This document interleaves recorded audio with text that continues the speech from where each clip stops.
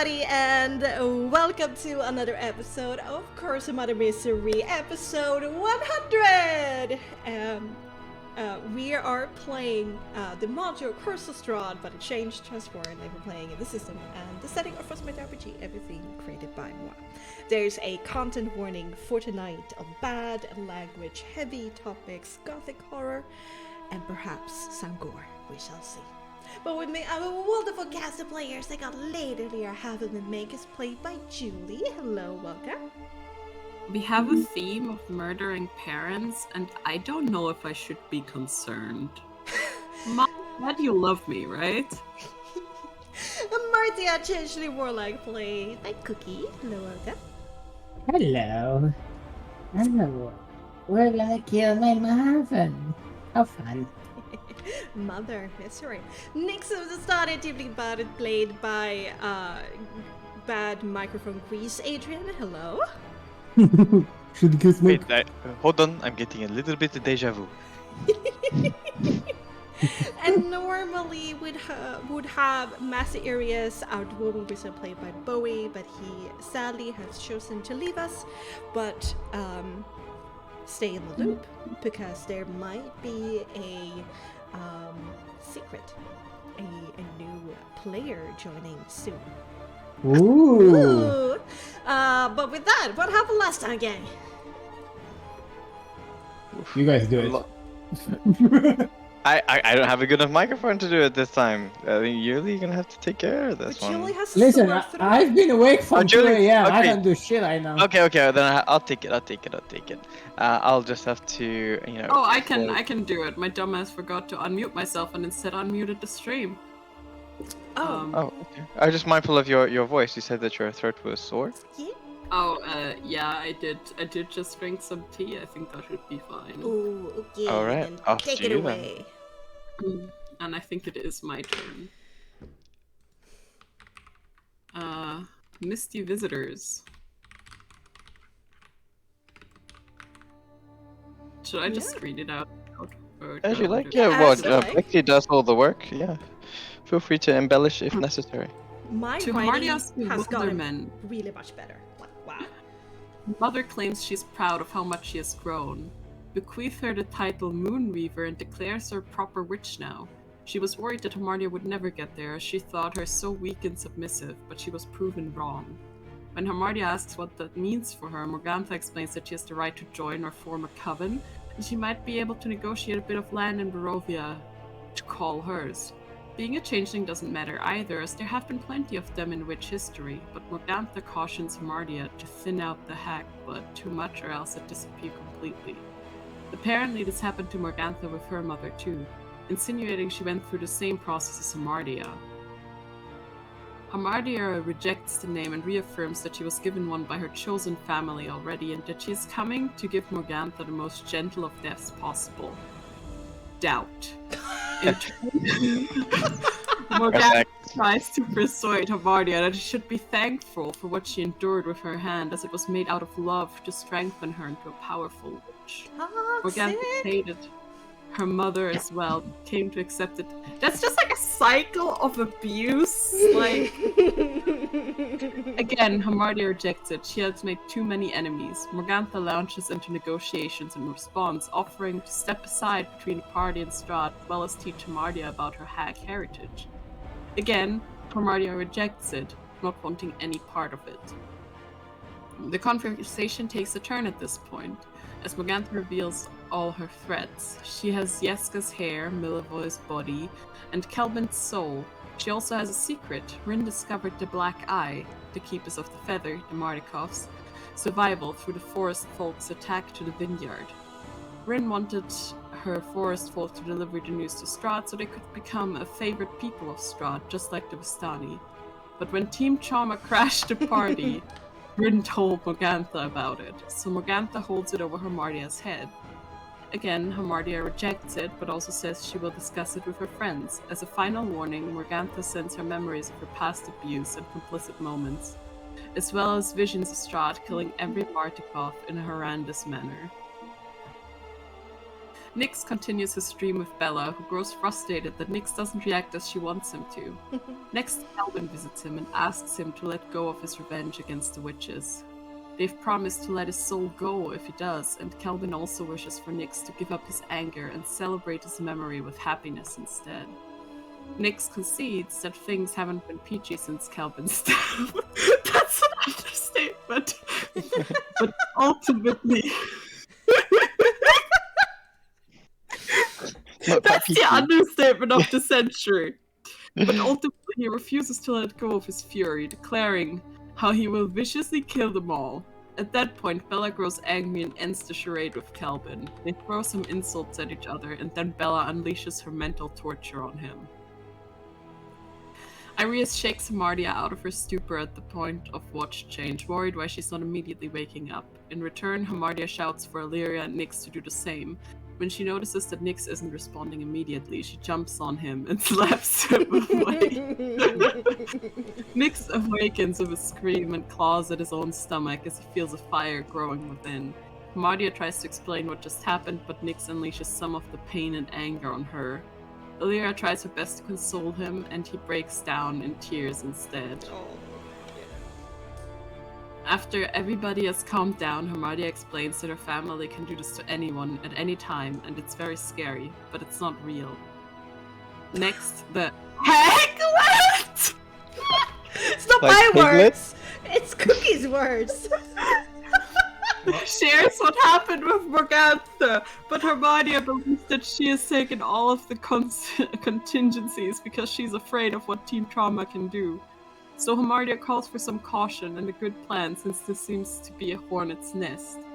You have a heavy conversation about sacrifice, consequence, and allegiance, but you ultimately agree that doing this is worth it. You also wonder about the true feelings, motivations, and goals between the Night Apostles and Strahd.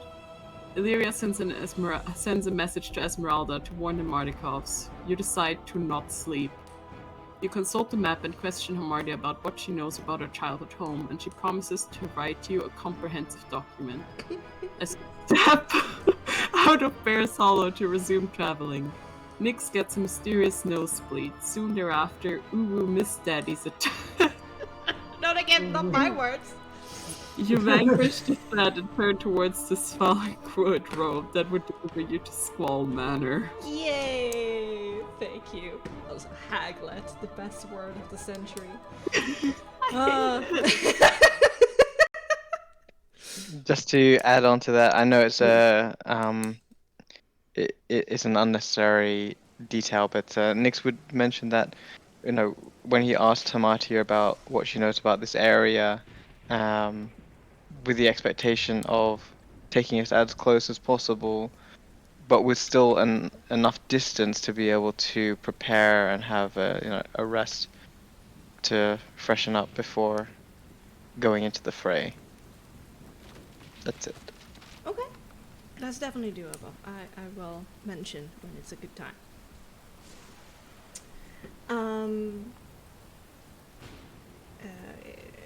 Yeah, Julie, please reset your microphone. I heard some crackling. Oh, okay. Thank you. They've updated Roll20 and I'm not too happy about it. Mm-hmm. But You can turn off the UI update so that VTTES works better, but oh gosh, your darn. call. Alright.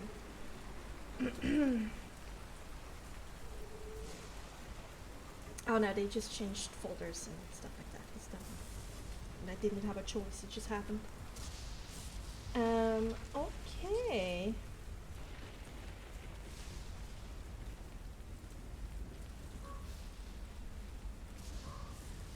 There we go. Computer's being weird, but there.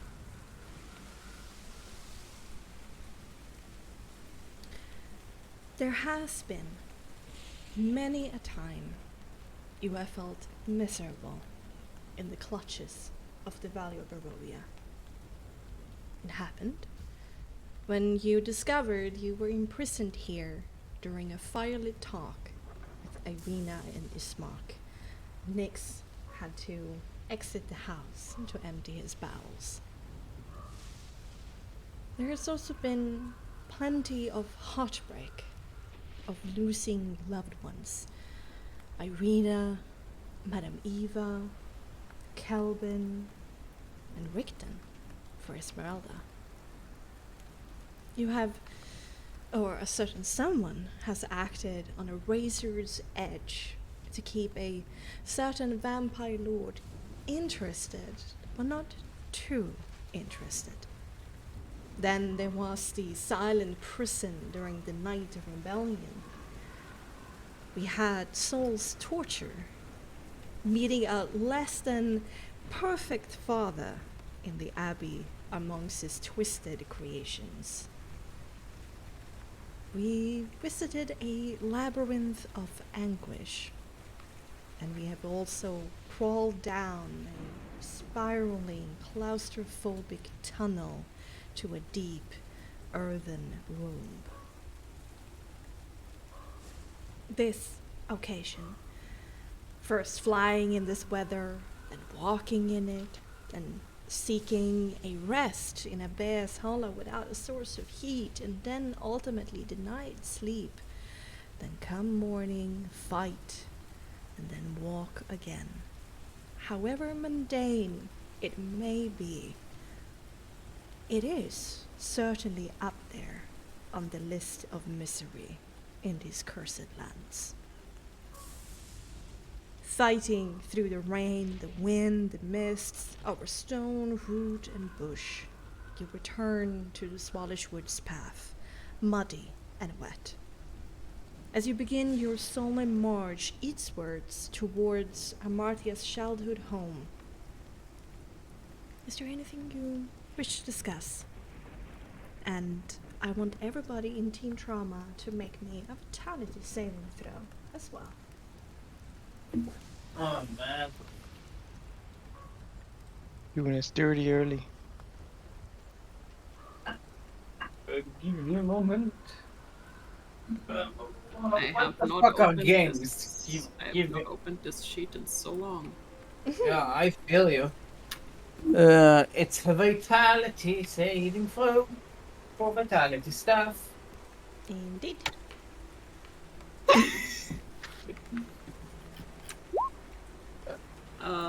This is Hamartia's homeland. I could do a thing. We're in my turf now.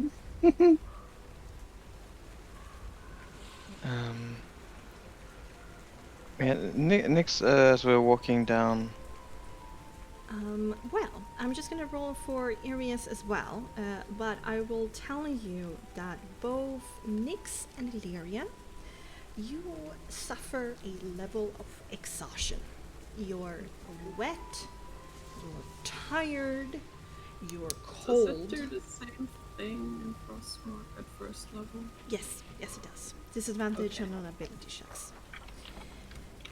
And both of you catch a bit of a cold with a mild fever.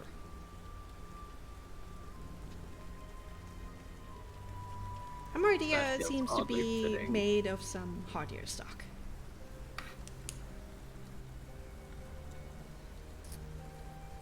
And let's see for Urias.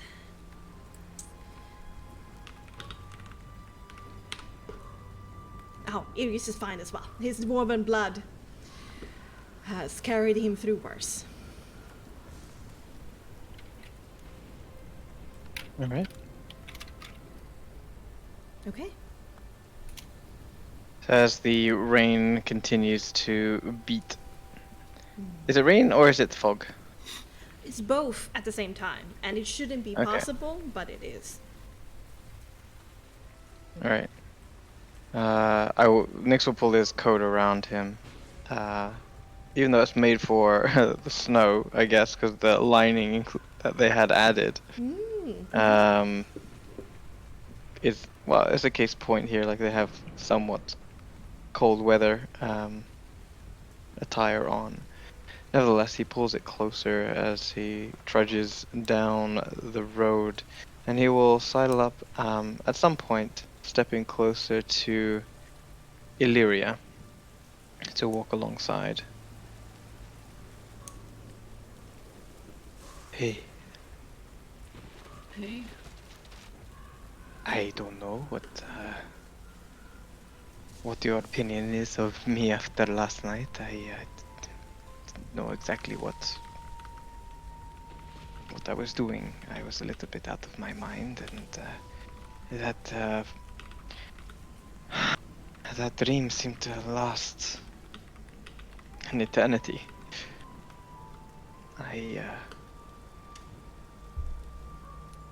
I was held by Hamatia's sister.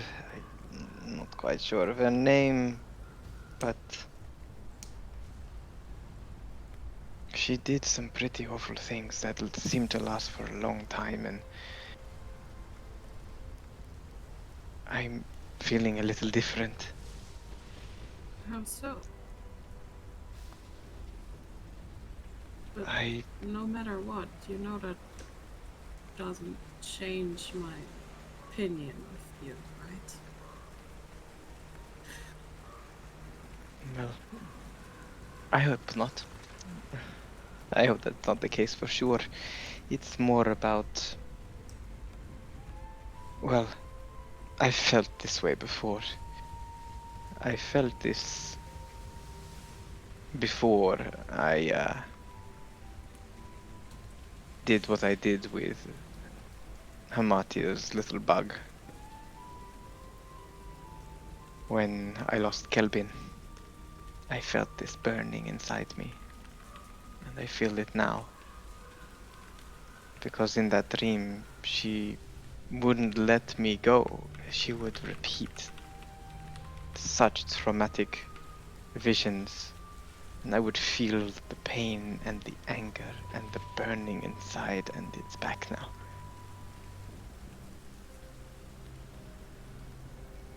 I know that Kelvin's vengeance is at hand. I'm only telling you because you've seen me like this before. To be careful. Just try not to lose yourself to that feeling. I would try, but I know when I feel this way, what I can conjure out of my soul mark is somewhat different, so try not to throw yourself into the fray this time if you can handle it. I really don't think I'll be there to support you in the same manner as I have always done in the past.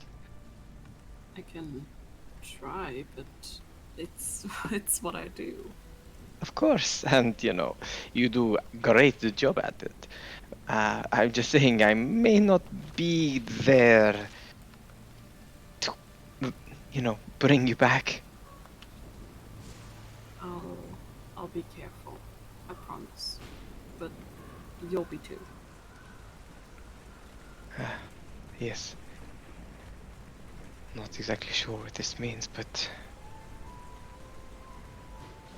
well, it's an old familiar feeling to feel this rage. Someone's going to get fucked up because of it. I just hope it's not me, and I hope it's not you. I mean, I'd hope it is Marcia's mother.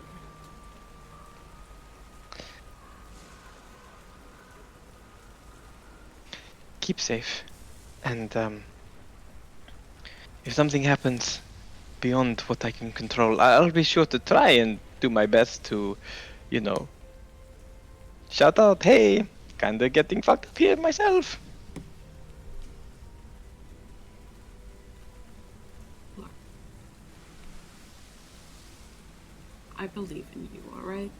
And she kind of leans into Nyx a little bit and kind of gives him a little peck on the cheek.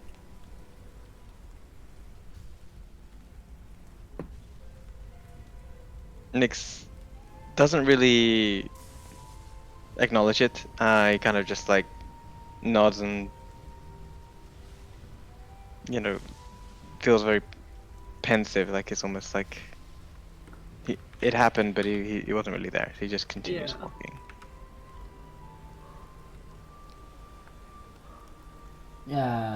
Amartya will stop and turn to the three of you and say, before we continue, there are some things you need to know about where we're going. Right.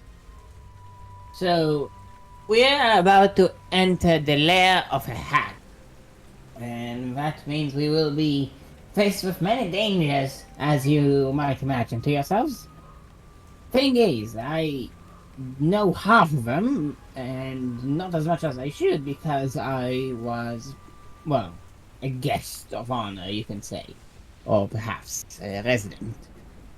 But once we get to a few kilometers around my home, we will be in Morgantha's magical lair sort of thing.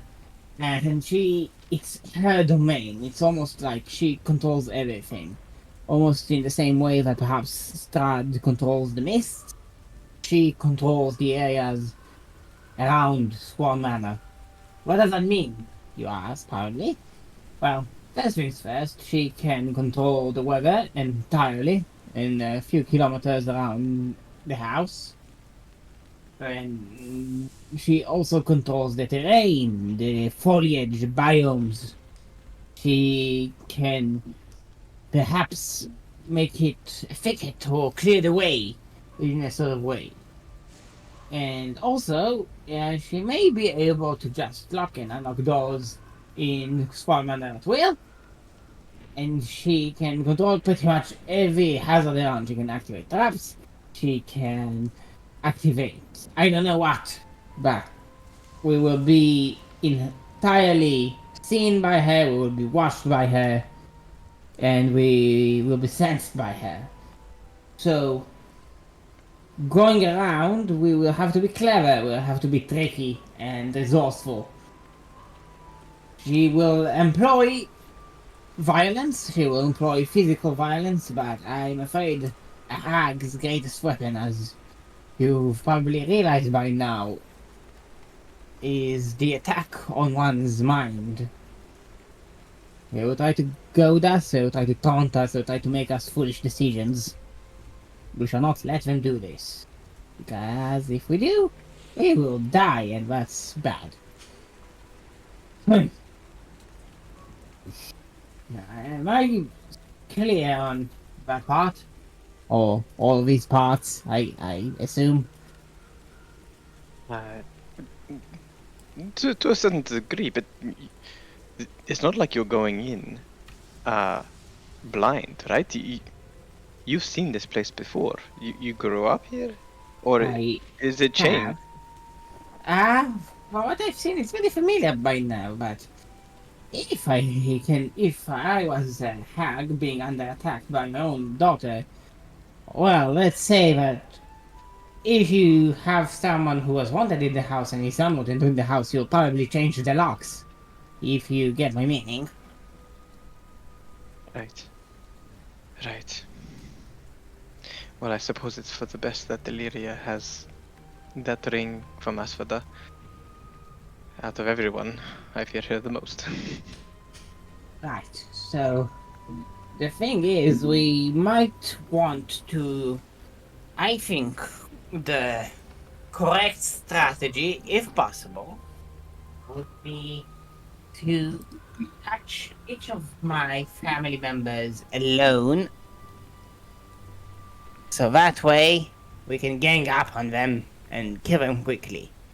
They are very powerful magicians, but I'm afraid that when it comes to hand-to-hand combat, I haven't really seen what they are capable of. Well, Against competent foes, that is. they know we're coming, Amatya. Right? They've seen it. They can see us here. So are you saying that we have literally no advantage of surprise? There's nothing that you can give us?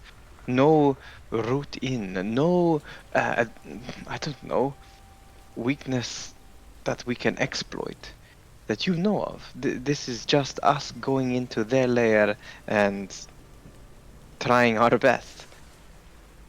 We will have to exploit not the weakness of the structure, but a weakness of a personality, I think would be our best guess.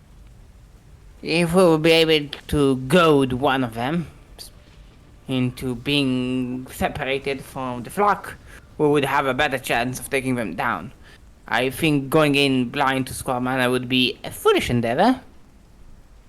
And we should probably pick our battles very carefully. This is not going to be a charge. This is going to be a war of reconnaissance and attrition, in my opinion. Right.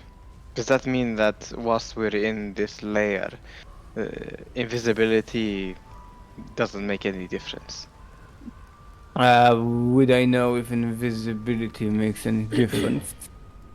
You don't have the spell as invisibility, right?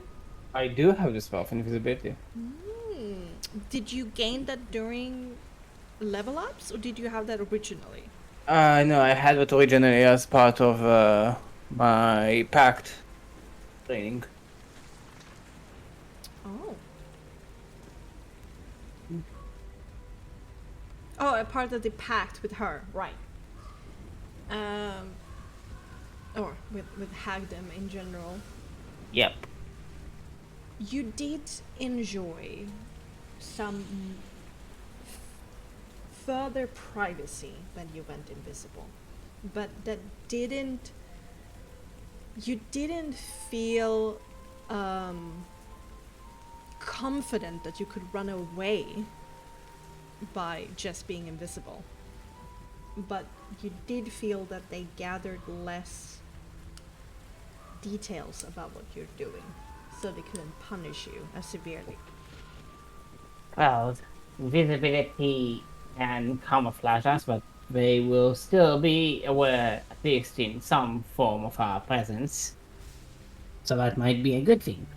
They are not entirely omnipotent here.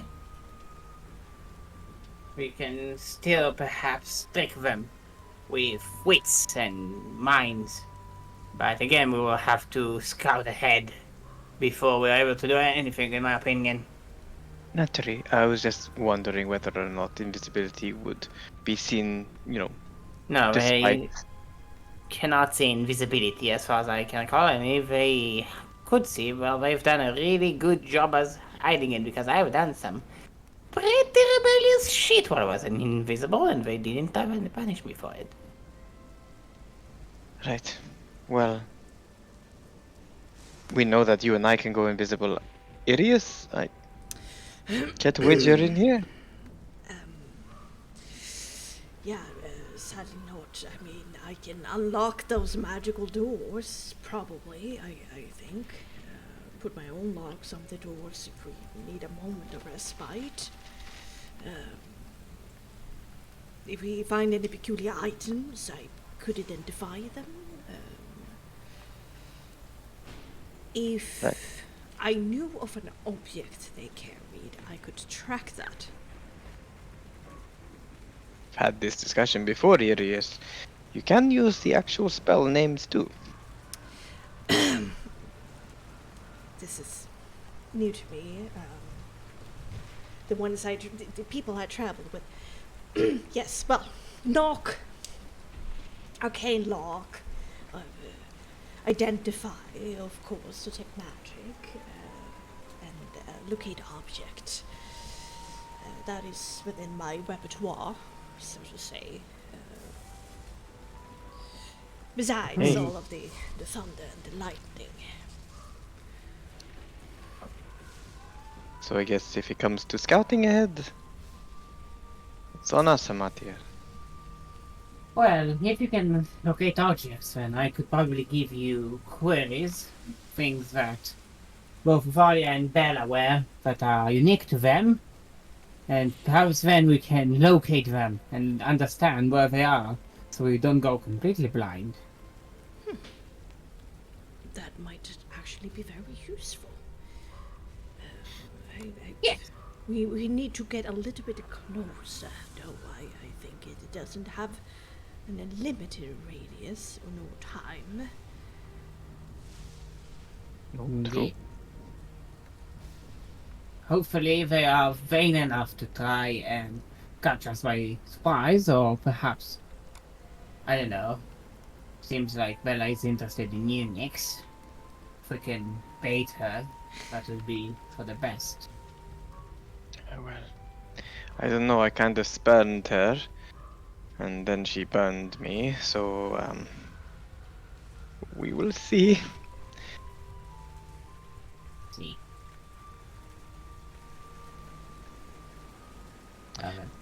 Ooh, and if we do find any corpses of orphans, perhaps horrible to say, I know, but still, I recently gained the ability to ask some questions to them. Oh. That is a bit morbid. Yes. What specifically That is a little orphans? messed up. I think he means dead bodies, Yes, indeed. not dead orphans. Why specify orphans, Urias? Because we will likely come across, well, I mean, not likely, but there is a possibility we come across dead orphans. It's a very horrible speculation. I do digress, but yes. Right. Well, if they're not already ground in the flour, and if we find a dead child, I will be sure to shout for you to speak to it. Wonderful. All right. Go team. He doesn't think it's wonderful.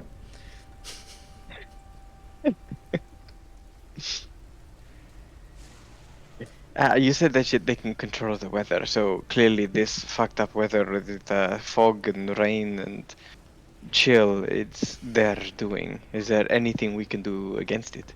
Because I'm getting a little bit drained just by being in this. How far are we from Squall Manor?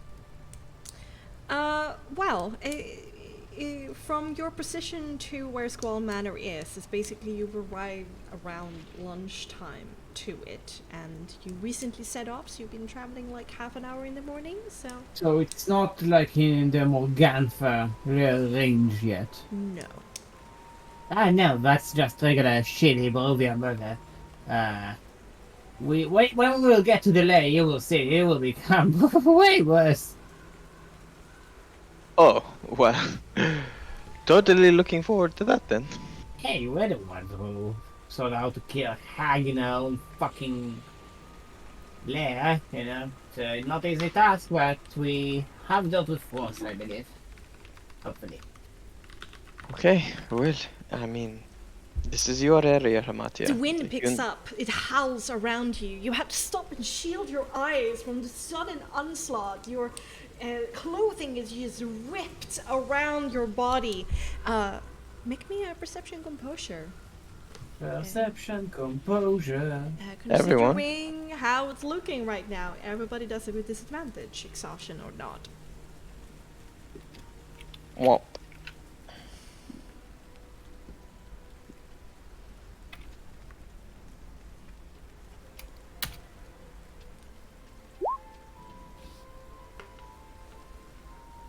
How do you do the lowest roll thing? 2d20 KL1 plus your modifier. Yes. KL1. That's 15. Dang, Hamatia. Ooh. So Dang. 15, got 17. Got that. Ooh. 17. 17? Yeah. Okay. Hamardia, for some reason, the wind just parts for you in this peculiar manner that for a fraction of a second, you can see some very weird shapes hurling towards you and the rest of the group in great speed, just down the road towards you. I am going to shout, "We are under attack, prepare yourselves!"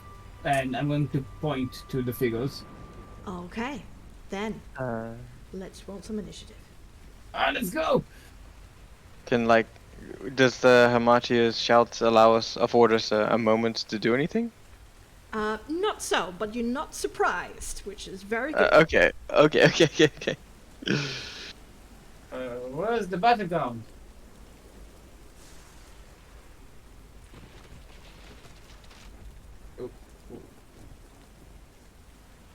Where is my token? Or are you just gonna do it naturally? Oh, you can't see your token? Oh, fuck. We're not in I the don't think we're on the battle map. If No, we're like in the generic wood sort of Fuck. map. Alright. Do the thing. Alright. Do the You thing. pull from the here? Oh, that's what you do. There you go. Okay. Initiative, let's go! I was watching the initiative, let's see. Oh, yeah, I still watching the initiative. Oh.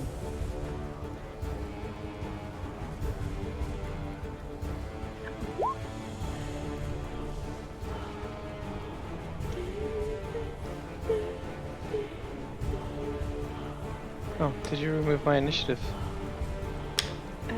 No. I did not. Yes, No. I think you did. Oh, You did. oh, I didn't mean to.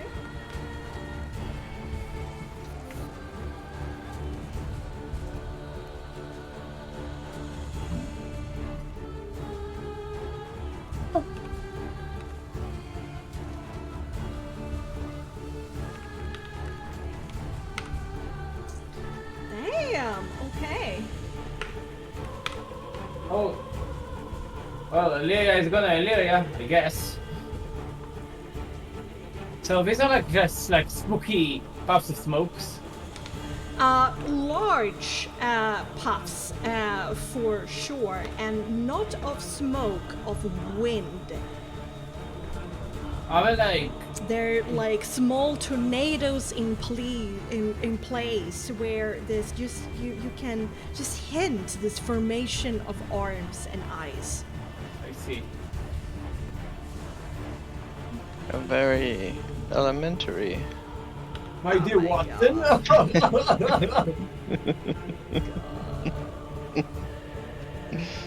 Speak to me again.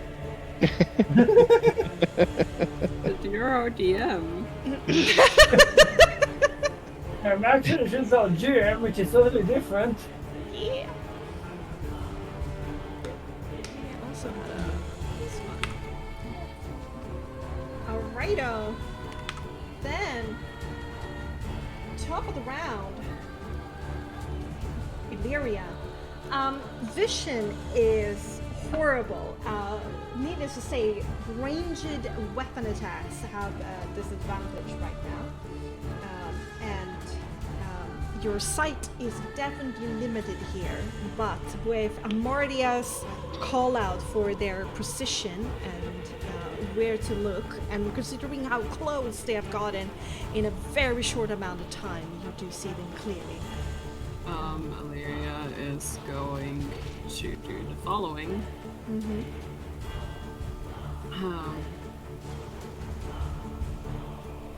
And I think after my turn I need to run and grab a glass of water. I'm sorry.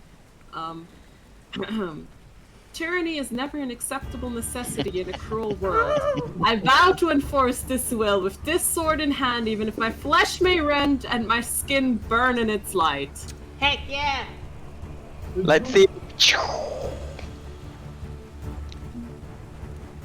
Okay. And she's going to walk forwards, and that was her action, and that's it for now. I need a glass of water because my voice is dying. Go in. Quick question. Oh no, this is fine. No, go ahead, Illyria. Julie. The sword, does that give light? Yes, it does. It does a mid-light. I'll be right back. Sorry. But I'm going to assume you're not taking a break, so I can do this. No. Bam! That it does. Okay. Alright, then we go for this. Righty here. As Illyria pulls out her shiny wand. And thanks to Hamatia pointing out, look what's coming. Nyx will feel the burn, the rage of what's going on around him, and realize that at this point in time he is feeling the effects of what Bella did to him, and his eyes burn red, and he pulls out a very red soul from his soul mark as he weaves a spell and points straight at them by casting slow. Oh! Okay, how big of a radius is that? It's an 8-meter cube.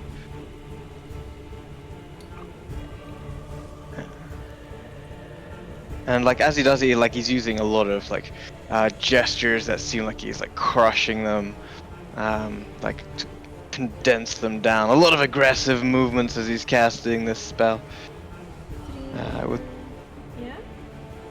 So you should catch them all. 5 meters, 6 meters, 7, and 8. There we go. No. It's not a cube that's persistent. It's you catch them all in it as a casting. Yeah, so it doesn't remain there. So anything God. within that can Yes. Thank stay. Glorious. Has to. Thank Boris. They have to make a resolve saving throw. Oh! I see. Okay. Top to bottom. Okay. 18. 17. 13. Cool. I keep the soul. Holy crap. I rolled That's really that's some well. heckin' rolls right there. Yeah. But What's my yeah, what's your DV? 16. 16. So the lowest one is load. Cool, I guess. I mean, it's 1, and then Nyx is gonna step off the road, Mr. Frodo. I get it. Okay, then Arius. Irius Stormlight. Said it in such a way. Okay. Arius.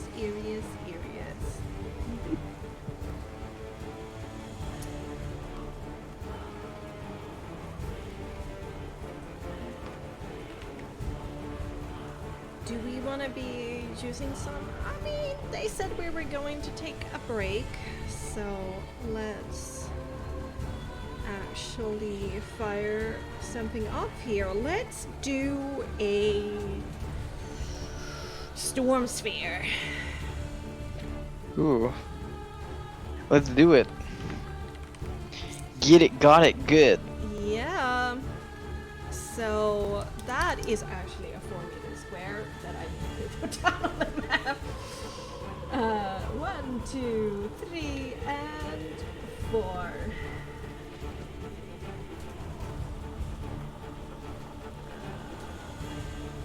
And he can cast it 30 meters away, so that is for sure in range. Can we place it in such a manner that I catch half of them? Yes! Yes, we can! We need to do a soul save.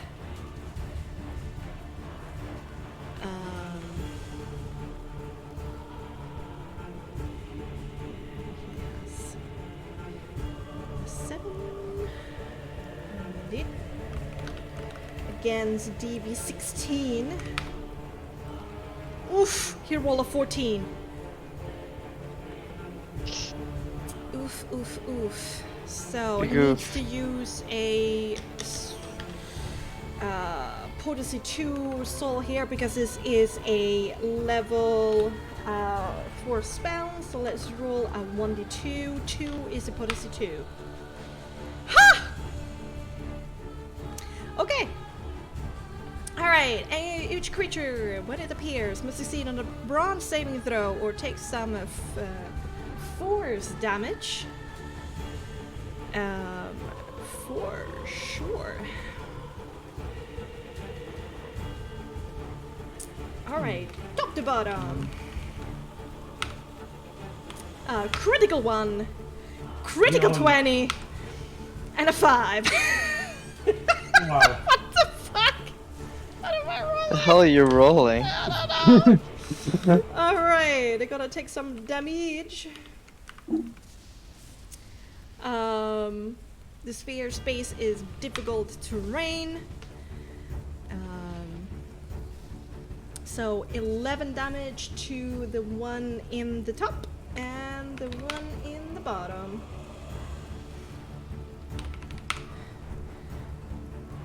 And then, as a bonus action, he can cause a bolt of lightning to leap from the center of the sphere to 1/1 creature within 12 meters of the sphere, of the center of the sphere, and we are going to make a ranged spell attack against the creature who saved.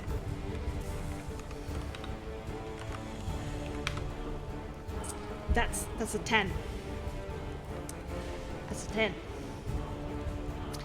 We miss. Okay.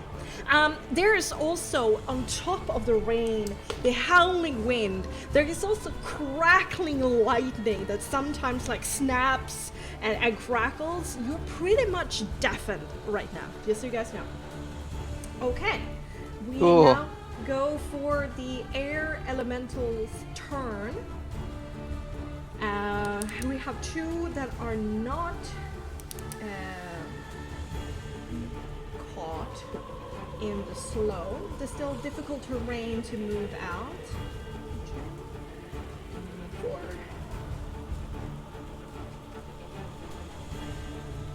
Yeah. Flying with blinding speed, they're just able to move through the storm sphere to get to the closest person, but slow. Speed is halved. Okay. So.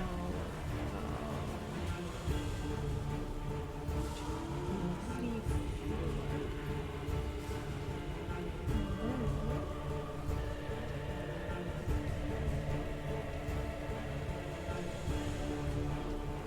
4. Ooh, yeah. This one can't make it further than that. As it's affected by the slow. It's almost like the tornado twists in slow motion now, as if time is moving around it differently than for everybody else. It doesn't show any emotions or any change from it. It's just this visceral physical effect. Okay, against Hamardia. Hello. Oh, is it attacking me like a regular attack? No, it's your turn. No, it's gonna attack you, Hamardia. I was gonna attack you. Okay, so I'm going to use my reaction Ooh. and use my unnerving presence and momentarily transform into Morgantha's pretty form and just hold out a sassy little hand and say, I'm not going to do that now, can will you? So it has disadvantage on the attack. Okay. One of the attacks, right? Yeah.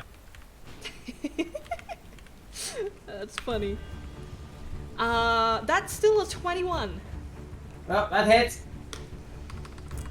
It seems unfazed by your shenanigans, and the second attack is a 12.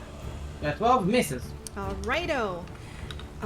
The swirling tornado moves kind of slightly into your place, and there's just these twigs, these branches, these leaves, and everything else, together with this extremely hard slap of just wind in your solar plexus, dealing 15 points of bludgeoning damage. Jesus, okay. Illyria, it's going to move into your space. I need you to make me a bronze saving throw. That is awfully rude of it. Mm-hmm. You could just go to somebody's space like that. Yeah. Why doesn't it respect boundaries? The fuck? I know, right? There it. That's a 12. As a 12, and that's unfortunate.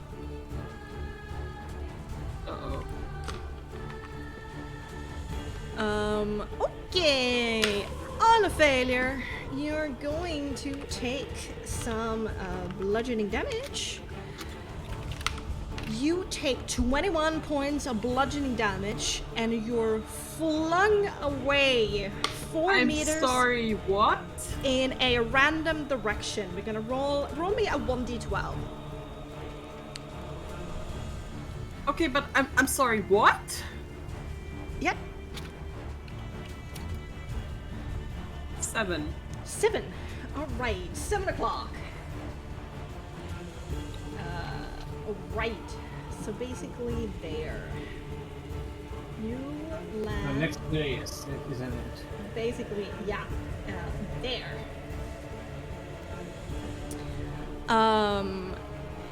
You're knocked prone from it as you're just basically flung, like it spins you in and then spits you out through the tornado, and you're just flying with your back first and your arms and your legs outstretched behind you, and you kind of slid into the cold, wet mud prone.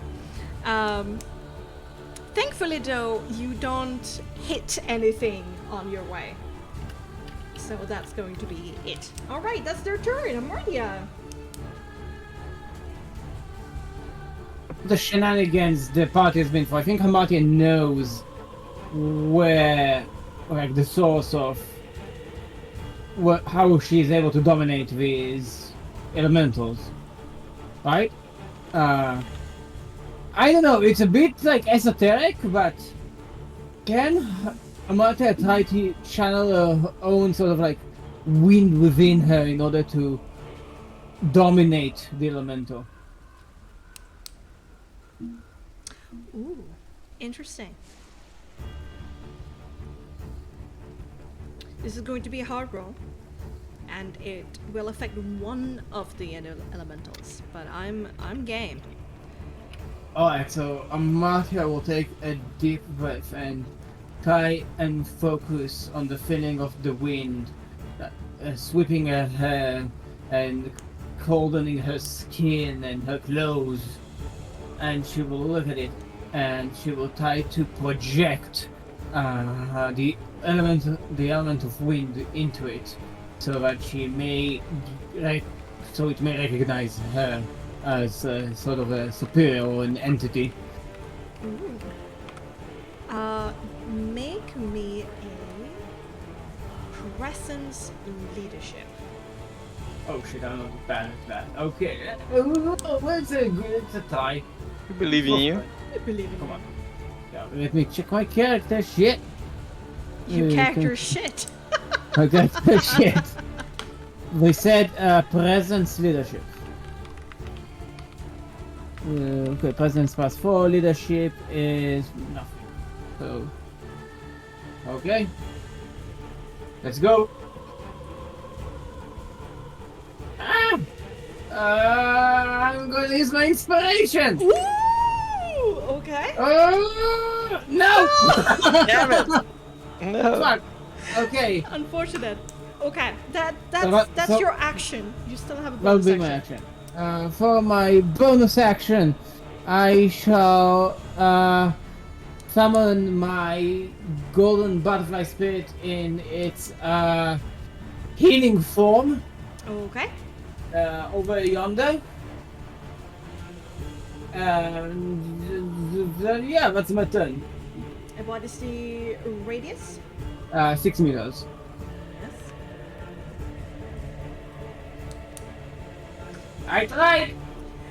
You did it. The icy, cold, vicious grip of Morgantha is just holding this wind captive. And there's nothing to do to budge it. Okay, Illyria. You're in the mud. I want to get out of the mud, Fair. and she's going to use half her movement to stand up, and then go over and try to hit that fucking cloud. Question mark? The cloud?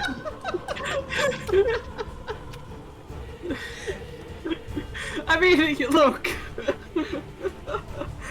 I am, and she is unsure if you can actually damage a cloud, but we will find out.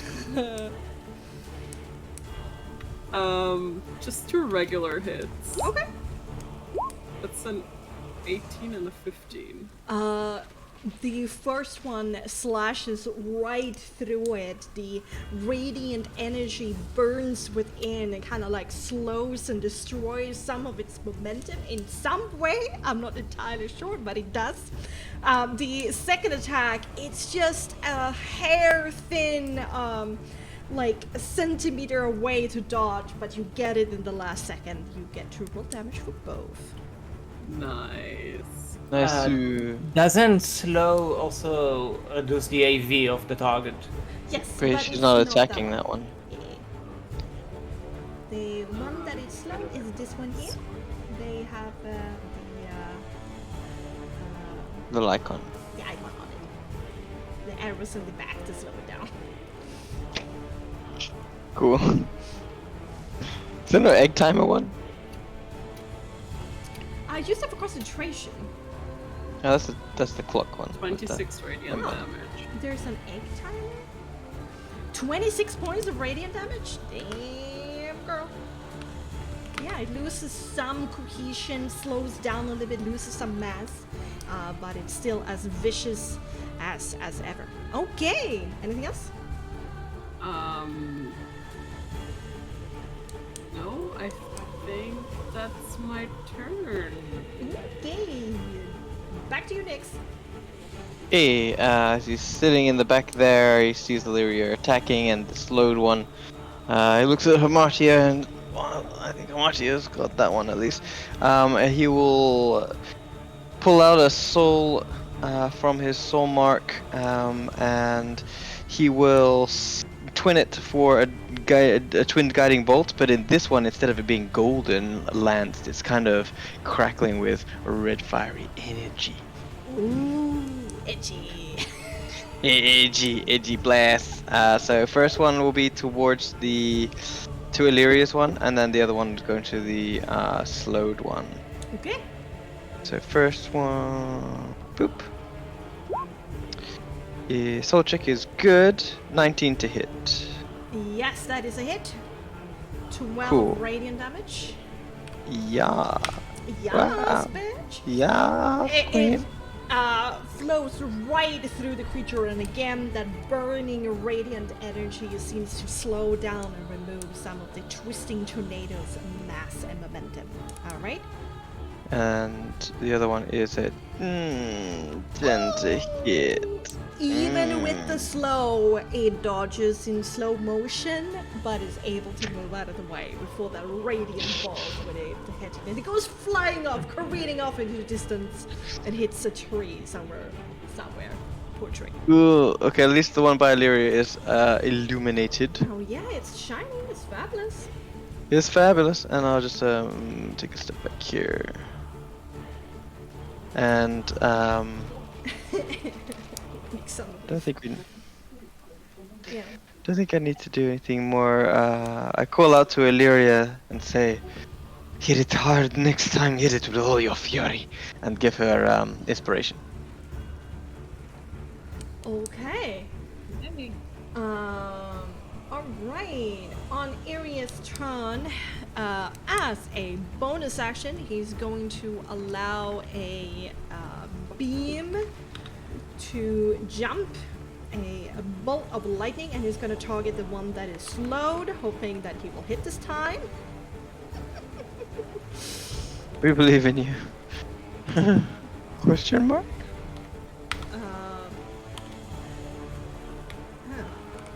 There we go. Yeah! And he is going to deal 46 points of damage. But as the lightning suffuses into the tornado, there's just this supernatural kind of dampening of the lightning. It just becomes a little whistle that goes through the cloud. And Irius looks at it in a very peculiar manner and says, "That's never happened before." Nick's giving this disparaging look like, With with his main action, then he instead is going to go for the true and tried Force Blast. Get the finger guns going. And he is going to continue to target the slowed one with 2 beams. Yeah, and therefore he gets to deal 14 points of force damage to it, as well as these bullet-like holes appear in it, basically blasting off some of the wind and stopping some of the momentum, hitting it counterclockwise. Okay, we're gonna go for the air elemental's turn.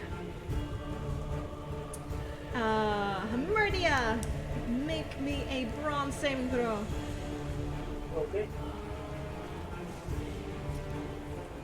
Get Okay, blender. I'm making a saving throw, a bronze saving throw. A bronze saving throw. Can it be anything else? Literally anything else. Nope. 13! Woo! That's exactly what you need. Yeah! I'm not strong! Let's go! Wow, so I was off by 1? Yes, you All of are. that, you see, all of that like diet and proper eating came through from Adia. The elemental enters your square, and you feel that wind starting to like raise you up and throw you away. But you go down into this deep stance, and you hold on. Wind is your domain, and you won't let yourself be thrown. Well, you're still impacted by some branches and some leaves, and like stones are being like flung into your forearm. You're like, ow, ow, ow. You did 12 points of bludgeoning damage. Ah, got me in the eye. Shit. Basically. Okay, with the elemental tornado by Illyria, we're going to do a recharge roll. Illyria, make me a bronze No. saving throw. I refuse. Getting tossed around like a rag doll.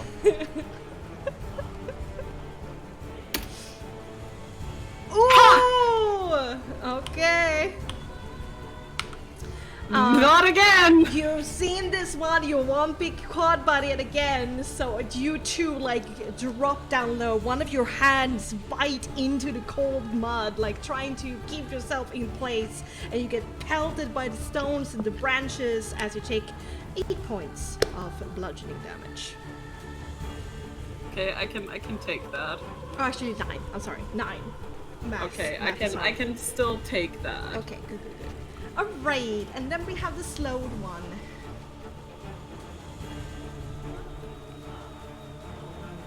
Is it still slow? It's still. Oh wait, he has to. He does have a resolve saving throw at the end of his turn. Oh, alright. Let's make 2. I don't think I'm going to hit. No, what? You only had 1 turn since then. Oh, Right. yeah, true. That's a 7, so that's a fail. Okay. Still slow then. Yeah, then on the start of his turn, he's going to go try to fly closer to somebody. Well, it's gonna go for areas and then realize it doesn't have enough momentum, so it's gonna stop there. 2 slam attacks against Illyria. No, he can only do 1 attack. Oh If it's slow, yeah, you can it's only do one slow. attack. Like it's slow-mo, it goes slam. And then it realizes it doesn't have enough time to do another slam. Let's see. 23 to hit. That misses. It's still against Illyria. It's you never know with Illyria. Like I'm so prepared. Oh. For no. Oh yeah. Illyria would like to use her reaction to cast shield on that. Just Alright. Fine, as I said. I know. 23 I is know not how enough. it Holy is. shit. She's an AV tank. Okay, let's roll a skill check. Boo! Boo! Vibe check. Boo! Vibes, yes indeed. Yes, indeed. Oh, she's vibing, alright. So much vibes. You don't want to be tossed again. Fuck, I don't want to be tossed again. And so you're like, oh my god, I'm gonna win. I don't want this. All right. Then Hamartia, is your turn. Ooh, at the end of your turn, it's gonna do a resolve check. 14, it's a fail. Well, still slow. Hamartia, being frustrated with all of this shit, will take a step back over here. Oh shit, no, you didn't see this? You don't And- need that anymore, actually, because I know now what to do. Yeah! you learn. And, learning. she will look at the wind elementals and mutter to herself. Well, if you're not going to cooperate, then you are going to get awakened. And she's going to cast Bane. So on you all of the didn't elementals. disengage. I didn't get out of its melee range though. Oh, yeah, that's true. That's true. You stepped out of its form. True. Very yeah. true. Sorry, Bane. Uh, Okay, let's do some She's gonna Baning. bane the fuck out of him. Yeah. And as she says that, you see like she spits 3 globules of black ichor and they will try to like mix in with the wind. So they have to make a presence of manipulation saving throw. The DV. Yeah. The DV is the DV is 16. I'm gonna roll with a -2. 9, 11, and 5. So they are all hashtag baned, which means they're all they're all a D4 and subtract the number from saving throws and attack Yes, things. 1d4. I am concentrating. This is soul mastery for Hamartia, so she doesn't need to roll shit. Woo! And then, seeing how she seems to be a little bit fucked up, she will. What she will do? What will she do? Fuck it. She's going to cast a first level healing word on herself. So what's gonna be a vibe check? No, a soul check. My apologies. 18 is fine. And so it's a 1d4 plus my modifier, is it? Yeah. Yeah. If it's It's first 1d4 level. plus my manipulation modifier, which is plus 5, so she gets 6 points of healing damage. And because of the presence of the golden butterfly, everyone else gets 6 points of healing damage as well. Nice. Yay! And I think that would be her turn, I believe. Yes. Okay. Okay. Then top of the round, Illyria, third round. What you gonna do? I want you to take a guess. Stabby stab. Yeah, I mean, she's gonna, like, just take a step out of this tornado thing and then Fair. try to hit it. Okay. Twice. What's with my rolls today? But both of them hits. Well, the first one was made with advantage, so that's 21, and then you roll again Oh. for. It's getting better. Yeah. All right, you deal damage twice. It's 29 damage. Yeah. And Again, your then I radiant sword slashes through, and it seems to be pretty diminished by now in size. The one in front of you. And I would like to action search. Okay, the golden Yeah. aura disappears. It stops being totally fabulous. So that's a 16 and a 22. Both of them still hits. Roll again. That's another, Another 29 damage. 29. Oof. there is very little mass that is left within the cloud. It seems to be more like branches of stone by now rather than wind. And that is her turn as she just kind of like keeps like slashing away parts of this cloud. Yeah. Oh, tornado. More like a tornado. Tornado.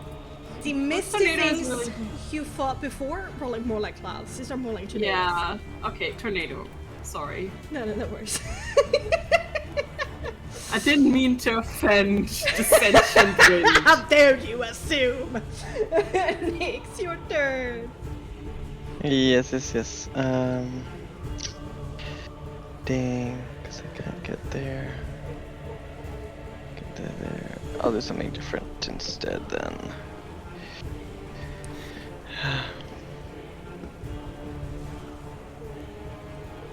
It's like, there's a lot of spells that are just like, concentration.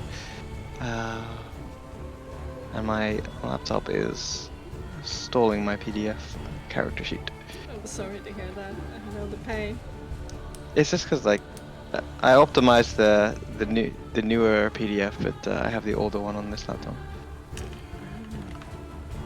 Oh, come on, you can do it. You can do it. You can do it, laptop. We believe in Do you. it, laptop. Okay. What to do?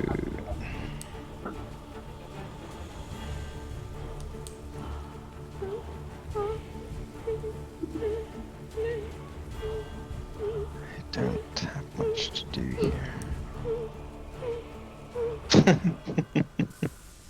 Thank you for the additional music. Choir. Yeah. There's some here for production value and all of that. Hello? Hello. Hi. Were you gone for a moment? Yeah, Oh. Welcome back. thank you. We still What's have going on? PDF problems. No, I'm just looking at what else I can do because I Oh. not really far. I have my thing up. Is that one concentration too? Oh yeah. Gotta keep track of the concentration. Yes, I do. Unfortunately, so.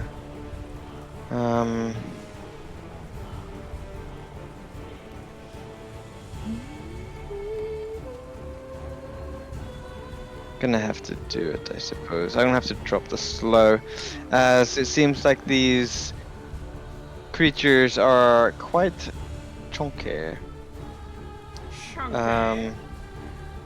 Yes, I'm saying. He will pull another soul out of his soul mark, and as he's doing it, Hamachi sees out of the corner of her eye the telltale fiery crown starts to burn above Nyx's head. As the crown of fire comes out, as he will cast minute meteors, as the swirling of little meteors swirl around the crown. He will first vibe check. I guess Yeah. the slow stops. Yeah. It suddenly speeds up, it going from slow mo to really like speeding up. And let's vibe it out. And Minute meters is a level 3, 2, it's a 3. 3. Alright, so Vibe check. 15. Oh, Got it. in Nice. control. In control. Yeah. See, like when Nyx is on fire, so to speak. He's doing this. So what actually happens is then, because of other things that I was reading from my character sheet, because I haven't been this side of Nyx for a while, is that Nyx sort of like the space around Nyx erupts in flame, as this crown starts to burn, and he will send out 2 streaks of meteors at the same time as he will. That's casting of the spell. It's actually at this, considering the weather, it's more like very hot steam rises around Nyx, which is, Ooh. pretty. Yeah, well, guess. I'm pretty on fire at the moment. So like, Yeah. people close to me will take damage. But so this is dexterity saving throws. So 2 dexterity saving throws for Ooh. the one at the bottom. I guess no, it's with 1 meter. So it's a 1 meter splash radius. So can I? I Oh. can't put them between the two, can I? Each creature with 1 meter of the point. So if I put it right between them two. Well, to affect the creature, the effect radius needs to be at least half of the creature's overall space. Oh really? Oh, because it's a big one. Okay. Yeah. Then can I shoot them towards the one that? Closest to you, or the one that Illyria's fighting, or Hamartia? There No, the is one some... the smaller one. I think he wants to kill the thing. All right, the one Illyria's hurt. Yeah. So send 2 meteors towards that one, right into its heart. 2 dexterity saving throws with Bane. With Bane. And they will take damage regardless. So. Yes, indeed.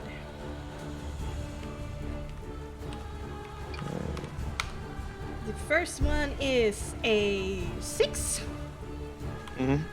and the other one is a 19. Even with Bane. Yeah. The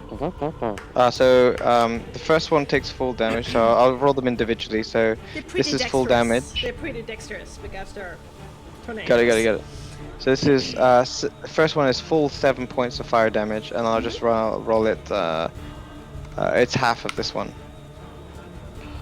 So 2 points on that one. Points. It burns away some of the wind, which it turns into steam and disappears into mist around it, making it unusable for the tornado to keep its mass. But it's still standing, hurt and diminished as it may be. Bad times. That's all. Okay. Illyria still has inspiration. True. I do. Remember Yes. that? Okay. Arias, as a bonus action, is gonna look over to Nyx and say, "Oh, don't worry, I will finish it off." Okay. A bolt of crackling lightning jumps from the storm sphere that is over there, making you all pretty deaf, so you didn't really hear what he said. And it's still standing. What? It is. Holy crap! Chunky boys. It's basically just this tiny little swivel of like air, like this thinnest, like just a string of air in its space. Okay, we're gonna do a force blast against it. Yeah. Okay. So if I roll now above a 2. Or just a 2. If I roll a 1, it survives. Okay. There we go. Kablam! Arias raises his left hand where the lightning crackles from it behind the raven, who lifts his wings triumphantly and it just disperses this cloud from existence. Okay, and he's gonna do a force blast towards the one that is underneath Illyria, closest to him. That is still a hit. It almost dodged out of the way, but it's not enough, and it takes 4 points of force damage. And Nice. Arias is going to move a little bit out of the way. I think here. Okay. Let's do a check to see if I recharge. No.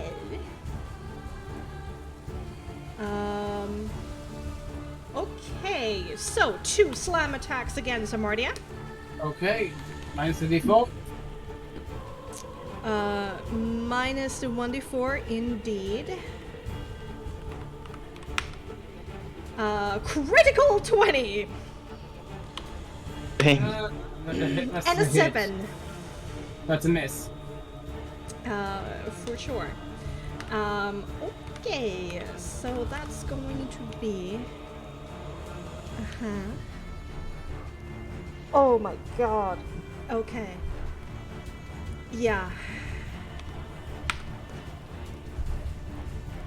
31 points of bludgeoning damage. 31. So my max currently is 62. Oh, you're just on the cusp. And I need to make a resolve check. Yep. What? Oh, yeah, the for your bane. concentration. Do I... so I Oh, use wait. some- 15, Is it resolve? DB15, DB15. Is it resolve or can I use something that... It's a restore saving throw. Alright. 20 plus you 20. I hold fast to the You bane. hold it, And your maximum HP was 61? 62. 62. Because they say normally 72, but I got it lowered by the miss shit. So it's like exactly half. Yeah. Then we had to do a vitality saving throw No. against DB12. Ooh, holding firm, standing tall, despite that immense hit that just smacked into you. You go reeling, but you keep your concentration and your wits. Yeah, Hamadi looks like shit. I know. Oof. Okay, Illyria. Yeah. This one here Yes. has not stepped into your space yet. Fuck off. Make me a broad save, bro. Get gusted.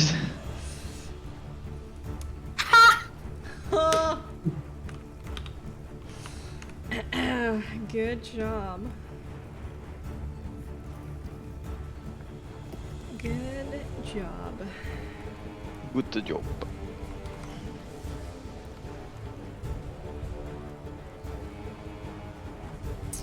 No, with the slam, actually, I did calculate wrong. I'm so sorry. Let me re-roll that. I looked at the wrong damage roll. Oh, it's 35 instead of 31. I'm sorry. What? You take 4 more How points much, of damage already. I'm sorry. Oh, well then that's over her maximum, so she'll have to roll a critical. A brutal. Oh, you already did that. She already Oh, sorry. I thought you had to do that. It's Well, it's that's- half or more. It's half or more than your highest. so Oh, mine's- okay, okay. Okay, It's still the so same. Nothing can change. You just take 4 more damage. yeah. Okay, cool. So she And, looks getting more like shit. and Illyria takes 6 points of bludgeoning damage as you once again grit down, like double down, and find perches in the wet mud, and you don't go flying. Okay, then Mardia, your turn. Do I take Maria coughs up like a lot You of took fucking six, blood right now. 6 points. 6 points of bludgeoning. Okay. And what she will do, first things first, she will use her bonus action to drink a potion of superior healing that she has. Ooh. Okay. Yeah, she has a potion of superior healing. Cool. How much is it? What's like 44? If it's the greater one or the normal one? Superior healing, I believe. Superior healing. I think. Wait, do I have a potion? Well, look in your character sheet. I not do on your not. character sheet. In the items, there's a potion of superior healing lying there. Yeah. Okay, so I'm gonna use it. So that's 8d4 plus 8. Okay. I kinda wanted to save it for things, but I don't want to get fucked injured before the fight. 8d4 plus Plus 8. 8. He gets 28 points of healing damage. Ooh, you gulp Uh, that potion down, and it's just this radiating warmth within, and it mends your wounds. She is drinking that potion like an alcoholic sailor, chugging and tossing it to the ground. I'm sorry, what? And blood. And then I'm- smash another. How badly hurt does the elemental look, so doesn't look? The one before you seems slightly scratched. Cool. She's gonna use a second level of thunder wave as she goes, "You want wind? I'll show you wind!" And she will clap her hands together and cast a second level thunder wave Okay. in each direction. So let's do a vibe check first. Vibe it out. DB14. I lose a soul! A potency 1. Of course I do. And he needs to make some sort of save.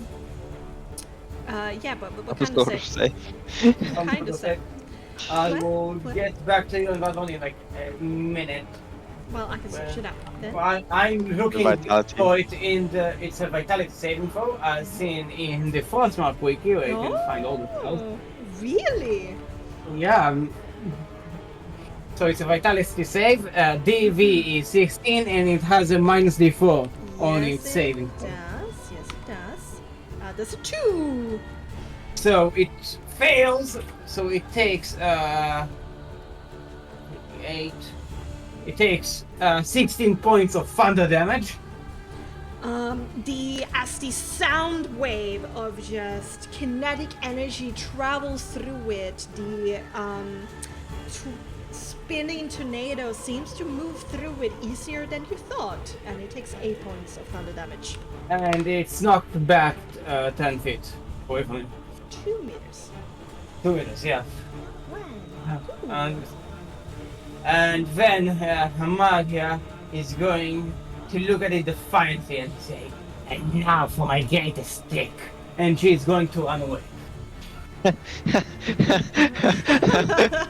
Now you fall into my trap. Run away. Run away! And that's my turn. That's bonus action, and movement. Perfect. Top of the round, Illyria, your turn. Well, you know the drill. All right, stab and stab.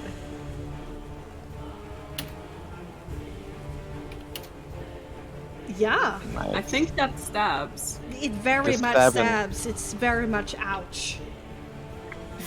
That very much stabs. It's very much out. I feel like I should describe my turns better, but there's only so many ways I can say mean- I stabbed the thing. I mean, this is I'm the GM. I'm supposed to. That was my words.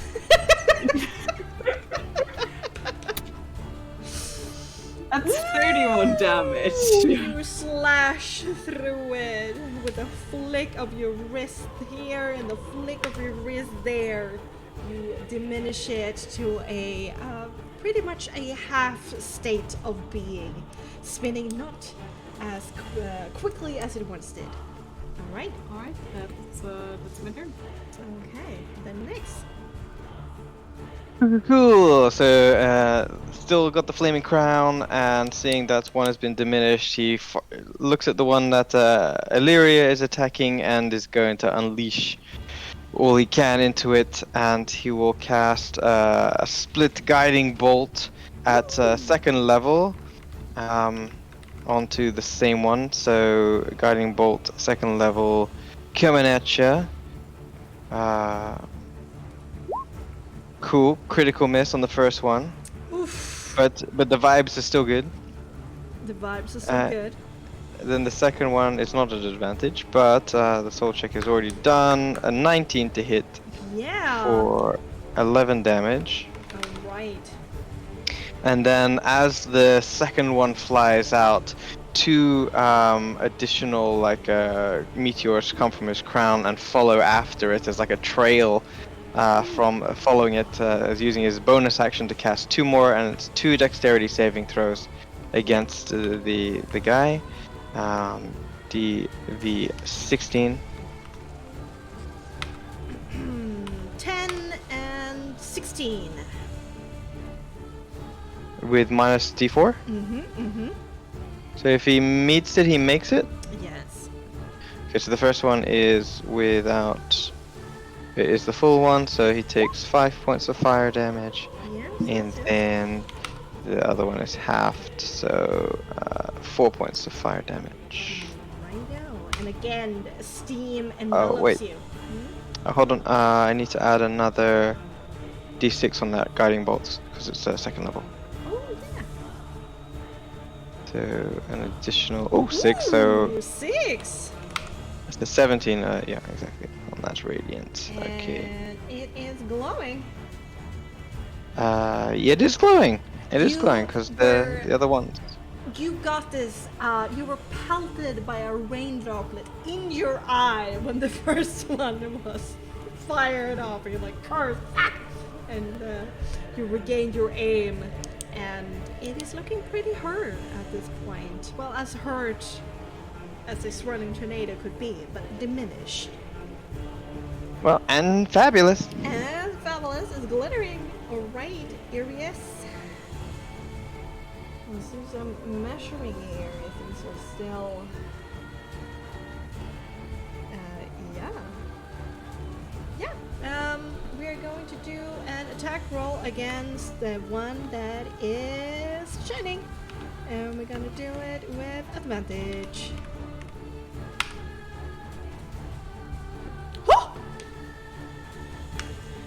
Okay. Dang. Let's Nice. do it. Get it good. Oh. Oh. It has 1 HP left. No, it doesn't. It explodes. Gosh darn. The lightning jumps from the storm sphere that is still crackling extremely loudly over there.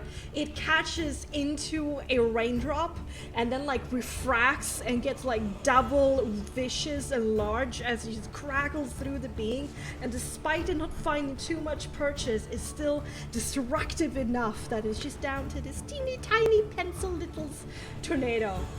Nice. And Arius curses to himself in Dwarvish and fires off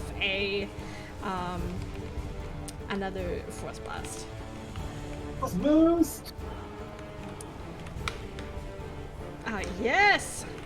I don't need to roll, but anyway. Yes, and it dissipates as that little pencil thread is blasted out of existence. The tornado stops. He turns his crackling hand towards the other one and makes another attack to hit. For his second blast. This one going wide, and he utters yet another, even more vicious curse word in Dwarvish. Okay, elemental see creature near and attacks. Let's do a recharge roll. No. Okay, let's just attack normally then with a minus 1d4. So a 22 and a 20. It's the 22 with the minus 1d4. Yes, both of them are with the minus 1d4. Okay, well... Yeah. Well, Well, I want it anyway. Can I try to parry? I mean, yeah. I guess a 22. Yeah. Yeah. Then roll an opposed attack roll with your bonuses.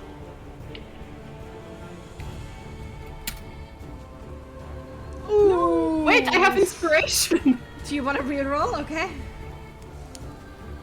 Don't I have like Bard inspiration from this? You do. Yeah, you do have bardic inspiration. Yeah, what's your Bardic D- inspiration D6. dice? Can I use it on this? It's an Yeah, it's I a mean- reaction. Yeah, it's like a reaction attack technically. So yeah. Woo! Yes! Oh wow! Find the Finally! fury. Yes!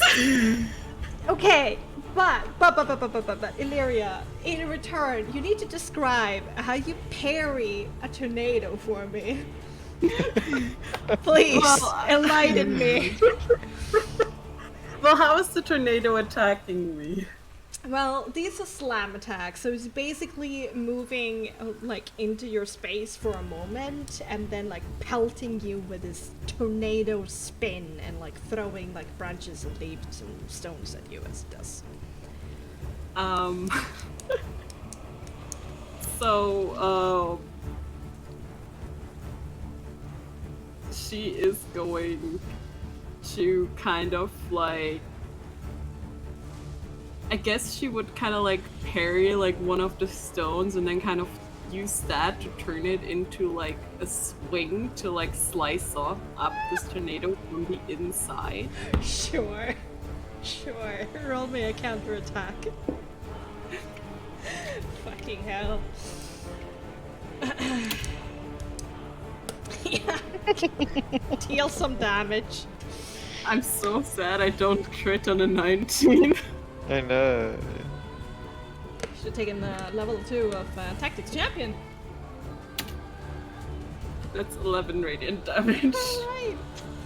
Well, as you say, as that stone comes flying towards you, parrying it off, and then with a flick of your wrist, it somehow takes damage instead. Okay. I'm ready. What do you want to do? I don't think I'm Does it doing look like? At this point, it's been bloodied. It's been you can say it's quite winded. Dang. Only for Very good. I'm just kidding. Okay, Marc is gonna go over here, and then he's going to take a good look at Nyx. How pissed does Nyx look? Fucking pissed. She's gonna take a good step over here.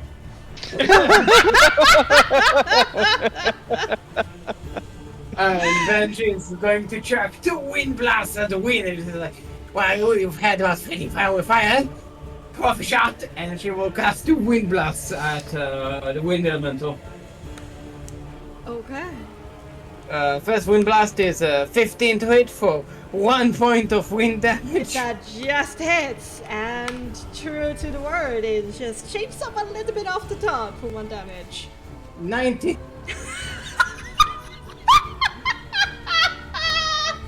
I think Hamatia is kind of fixated on Nyx's look, and it kind of fearful. She loses a bit of concentration, so it lets that wind fizzles. Some painful memories spark in her brain. Yeah, and she tries to channel it, but every time she looks back at Nyx, and you hear like a little coming out. Okay, then. Illyria, top of the round, back to you.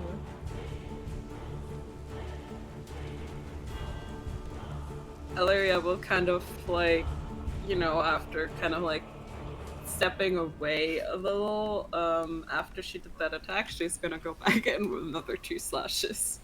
Alright. Go back into your basic stance and then 2 slashes. Z. Dang. Yes.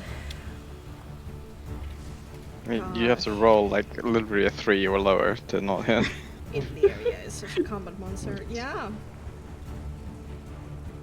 I mean, you know, that's like the thing she's good at. That's 27 radiant. Okay. It burns up within with some radioactive damage. That's a turn. Okay. And it just entered into that slightly diminished state of being. Alright, next. 2 more meters pew pew from the crown of fire. 2 deck saves for that. 22, 24. Minus a d4. Doesn't matter. Doesn't matter. I'm adding to d4s. It's cool. It's half of this. So 5 points of fire damage for that. Stealing off And some edges of it, diminishing its overall form. Okay. and I guess you're all just like seeing as Illyria's chopping and we've got Storm Sphere and everything there. Nyx will just use the Sacred Flame here to burn it with Righteous Flame. Okay. Dex save. So Dex save again, yeah. Critical 20. Well, at least you got that out of the way. It doesn't matter. It just swirls out of place, kind of like elongating his body to the side, and that sudden like source of sunlight from above that impacts the ground is completely dodged. Okay. I'm good. Alrighto, 2 Furious. Let's do some measuring. Oh, yeah, we're still within range. Let's do an attack roll with the Storm Sphere. Yes. Oops.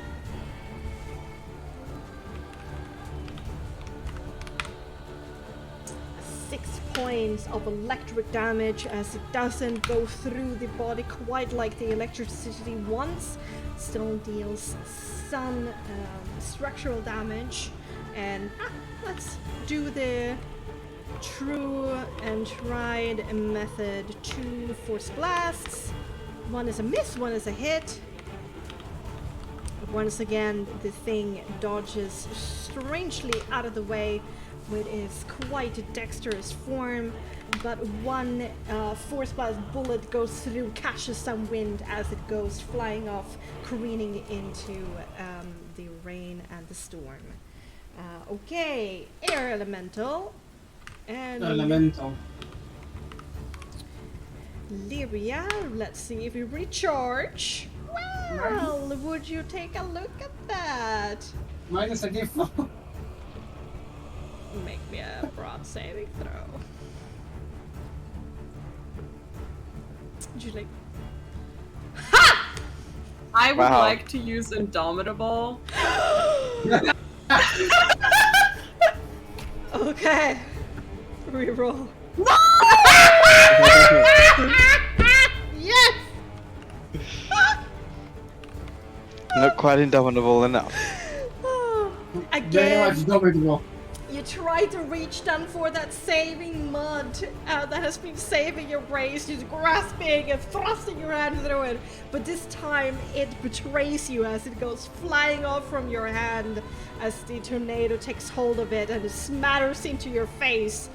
The mud, yes, you know, as you take 13 points of bludgeoning damage. Okay, I can take that. And I need you to make me a d12. I'm not saying that Illyria is looking pretty bad right now, but she's looking pretty bad right now. Okay. But you're not saying that. A 1. A 1. Well, a 1 o'clock.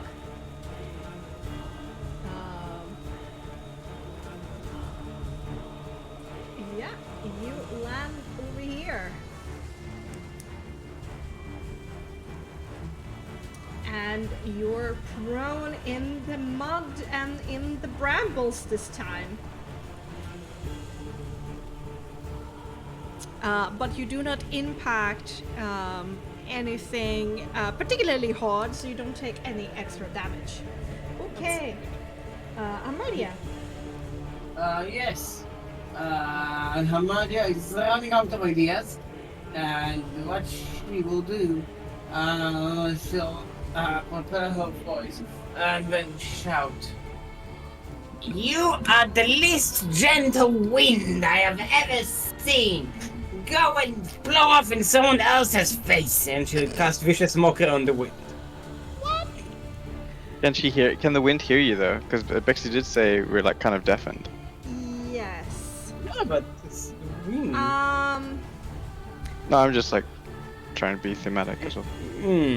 I do think it's a howling wind around. The tornado howls on its own. The rain smatters, and there's a big crackling storm sphere. Let me read on the storm sphere.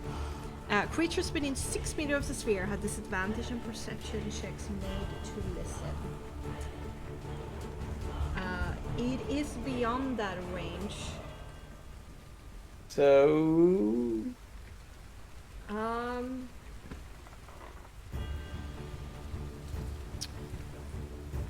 right. And it can be okay. No, you know what? I will do a perception check. Can you hear getting insulted? Let's do it.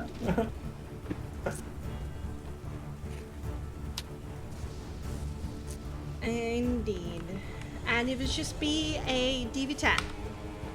16. It does hear. So So he needs to make a composure saving throw. it's doing a composure saving I throw. love that. Minus a d4. I didn't want to hear.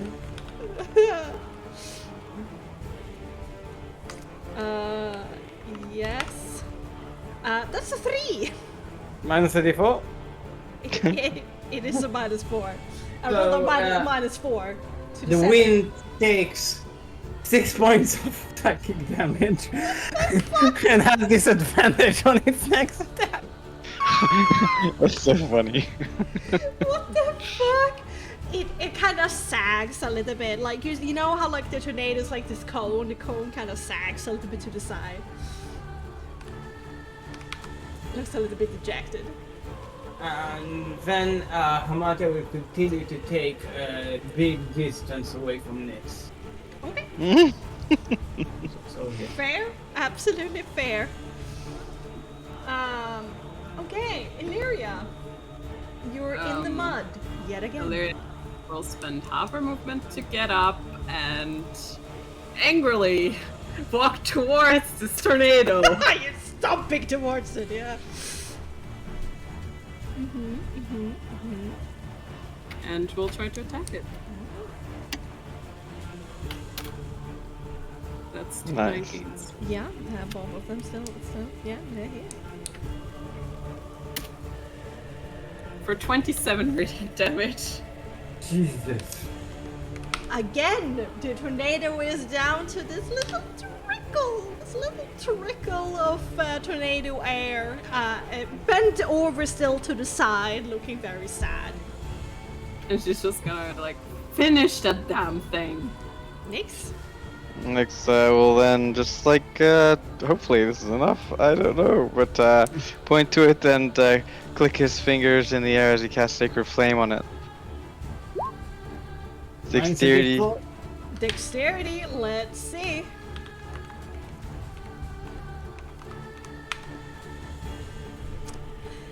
And that, folks, is a critical one.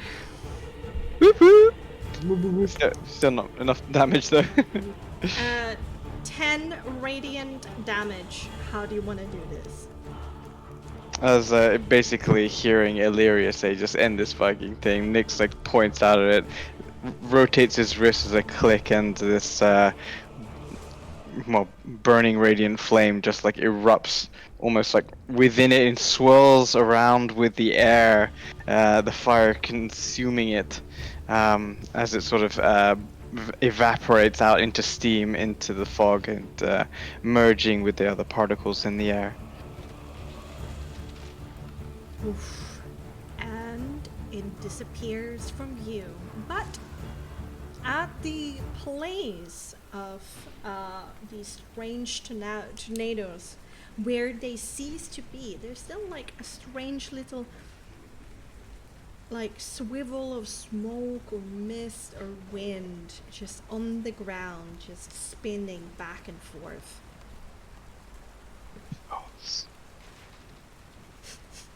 He whispers to himself excitedly. I will take them. Nyx pulls out the soul gem and just is gonna like totally vacuum cleaner them up for the time. Oh, not asking anybody else. Just going for No. Well, we can always distribute later, but no. Just gonna be like, these souls are mine, Mortal Kombat style.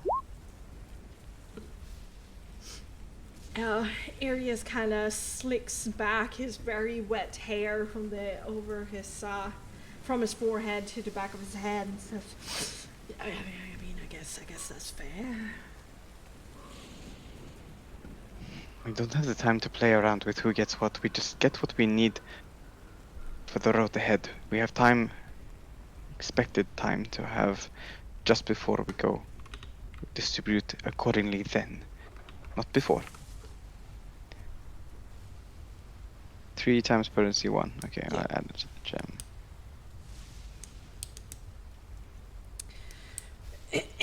So, this is not something I experienced during my time when I traveled in Barovia. Is this normal?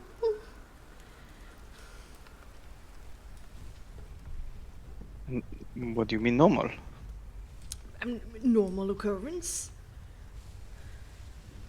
To be fair, I've not really been in this area of Barovia. And Nix looks around for Hamatia. Roll a perception check. I mean, you have been across this. You have walked past this place when you walked to Valaki for the first time. And I mean, the wagon, you know. I Captain. guess, but there's a difference between passing through and knowing the area, True. right? True. That's like saying you know Stockholm after going to just the airport. Fair. Maria, make me an intelligence check when you listen in on this conversation. As the storm sphere is dispelled. Pure intelligence 22. As Ooh.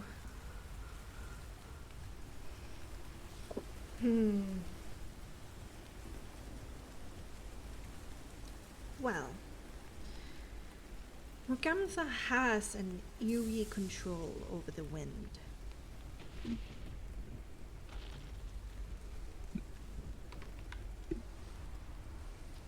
Does this apply? Who knows, but maybe. yeah, Hamatia is sitting behind a tree, hyperventilating, and her eyes can skitter and look everywhere for threats as she's sitting there. She snuck away. You know. You know. Well, the fiery crown will disperse gently over time, as will the heat, the literal burning flames that seem to come off of him. His flesh not scarred or marred by the flames, and looks around. And says, didn't quite catch where Hamatira went. Anyone else see her? As a fellow who enjoys hiding from time to time, I won't snitch. No time for games, Good Irius. Hamartia?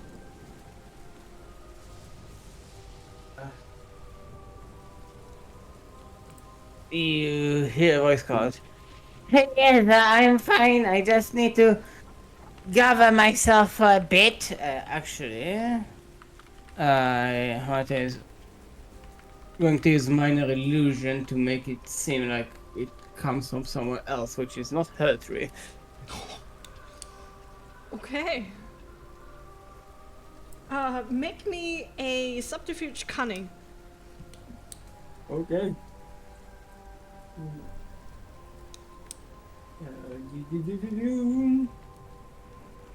Subterfuge cunning. Oh, I've never used subterfuge before. It's kind of nice.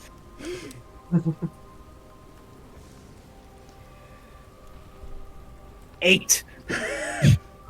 You hear the voices behind 2 trees, and looking for the first, looking up the second. It seems like Primordia is hiding behind the second tree.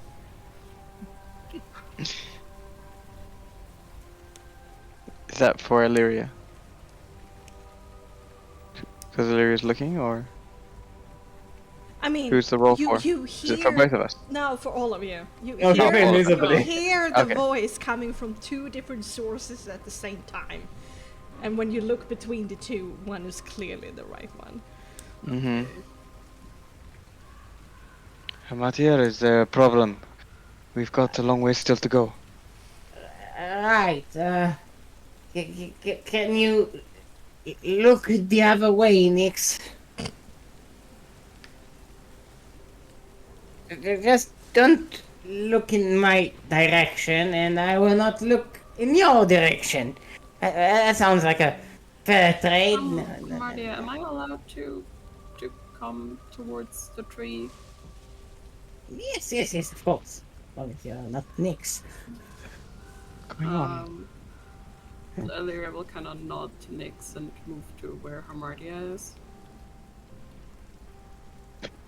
Nix gives Illyria a look like, what the hell? What's wrong with me? Like, Nix starts looking himself up and down, like, what the hell's going on?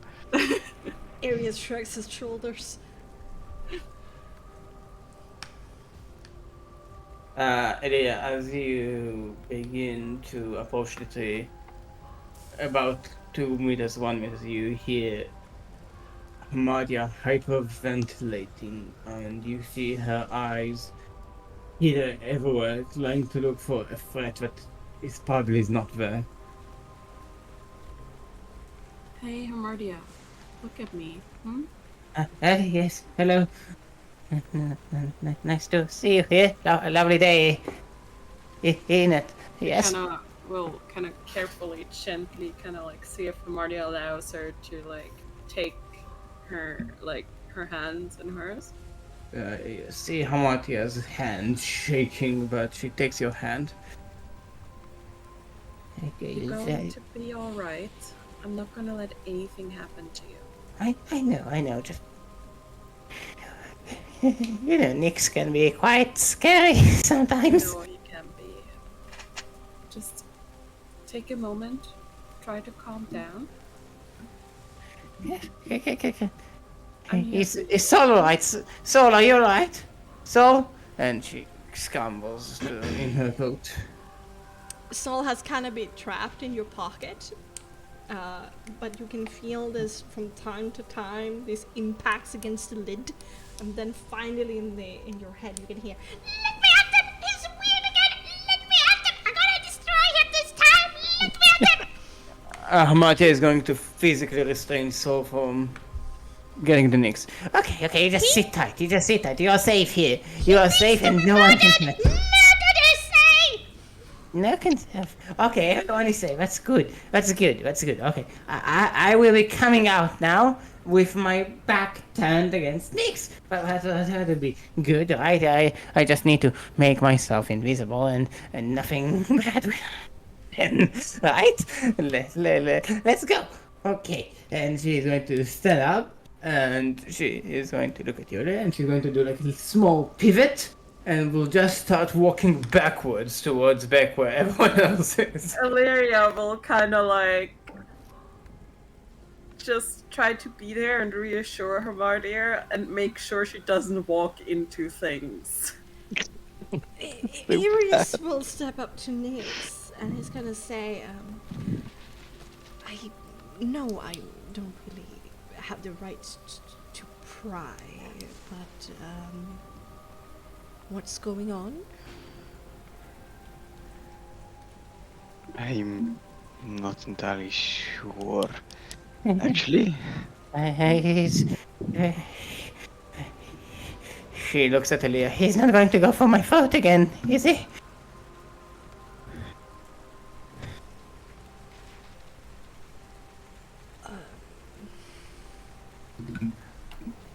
Phoenix is a nice person sometimes, right? Look, He's a nice person most of the time, but I won't let Nyx hurt you. Nyx, you are a nice person, and you will not hurt me, right? Right? I don't know. We won't hurt you. Alright. I'm going to turn now, and I don't. Are his eyes burning? Is there a third eye? Is there a flaming crown? Is there fire and smoke everywhere? It's all right. Can Illyria, like, is he still? Does he still have the like crown and eye? No. No, the eye never came out. Oh, it never came. Let's see, like, he's back to normal, Hermardia. Okay, no more Nyx is fine. And she is going to do like a small pirouette, almost like a dance, but like a spring that has been held too tightly, just releases it almost instantly. Yes, where are my senses? My apologies. Ah, right. This old thing. And like Nyx like sort of leans slightly over towards Irius and says, "We've got a little bit of history. I've not exactly been the best friend at times." No, you've been a good friend. You don't need to. Okay. Whew.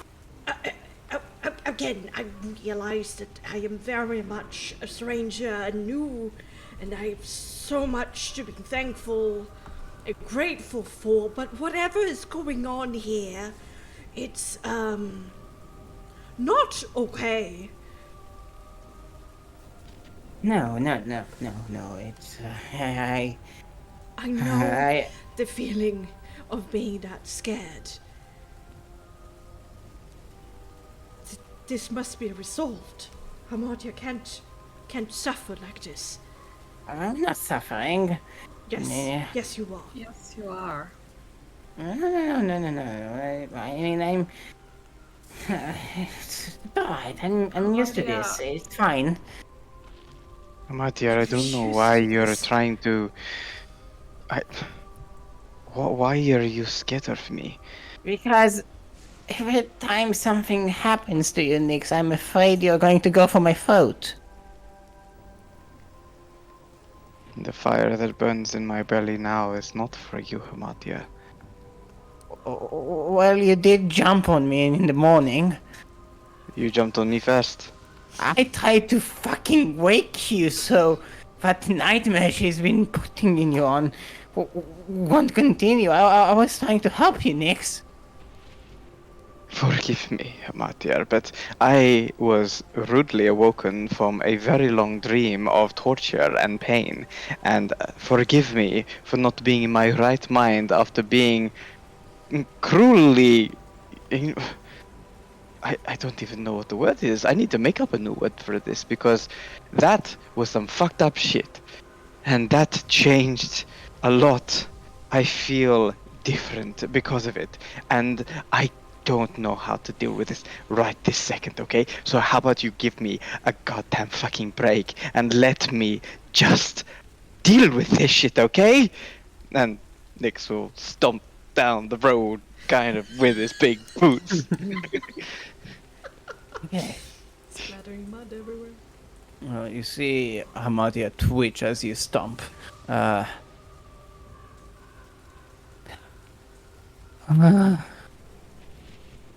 Okay. This is great. We Iris moves up to your side and kind of flags you at the other side of Illyria, and puts a hand on your shoulder and looks you quite seriously in the eye. I won't let anything happen to you. As long as I draw breath, know that I will be here. It's the least I can do.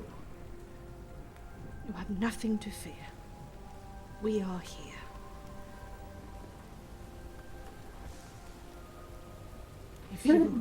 If you falter for a moment because you're scared, know that just like you were for me, we will be there for you.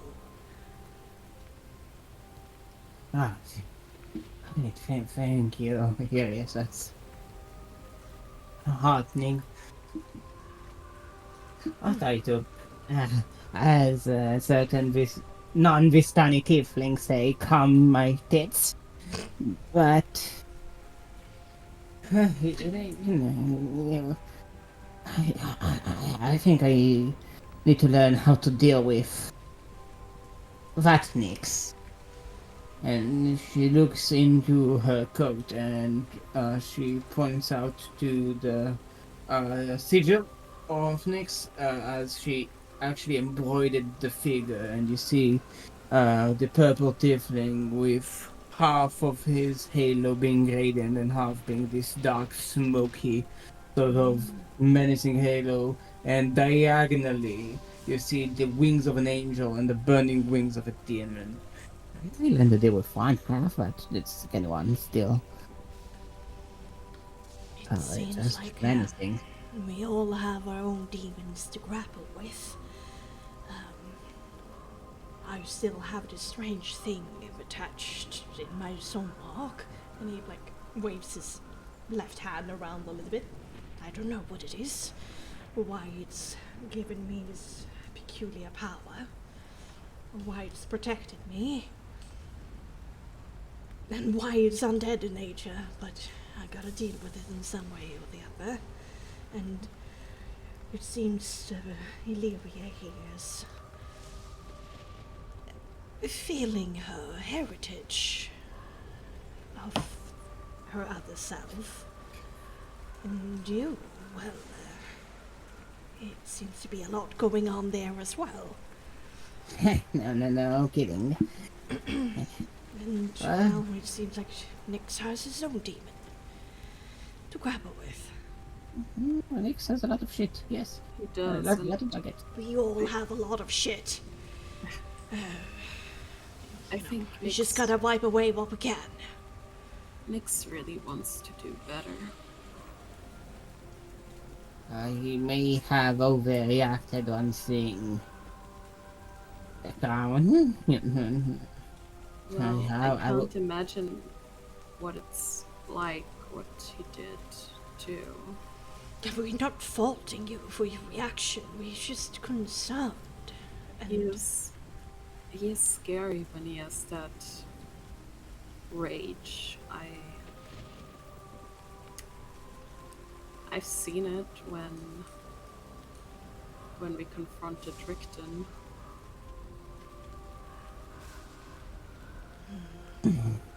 Leia, I don't think going after my mother right now is a good idea. Oh? Listen, those winged things, I believe they were minions of my mother, and they proved quite a challenge. They were mere minions. They As were much mere. as I hate to admit it, I'm a little beat up. I do not think we are ready. I do not think all of us are in a good place. I think we rushed out in a burst of emotion. But we are the kids. But if we decide to sacrifice the kid, well, what does it matter? And listen, I've seen Nyx go over the edge once, and he has hung so close to it when he did what he did to me.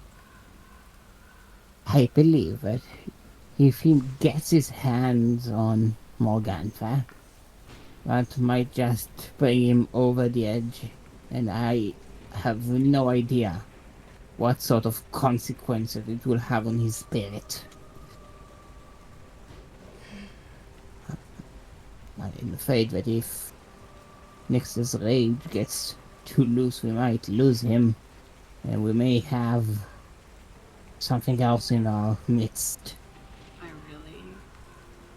And she does say that quite serious, kind of like looking down a little.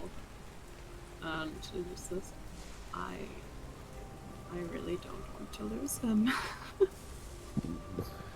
I don't know if it's the same, but I do have some experience traveling with somebody who taps into their rage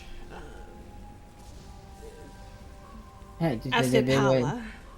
The naked one, wasn't he? With the big axe. He wasn't really naked, from what I remember, but I can't really trust my memory. But yes, Zero, my good friend. The rage, what I've learned after some time of traveling with them, is that the rage always has a foundation in good intention. Right? It comes from a place of love, because only in the fires of passion or something like that, true fiery anger and rage can be found, I guess.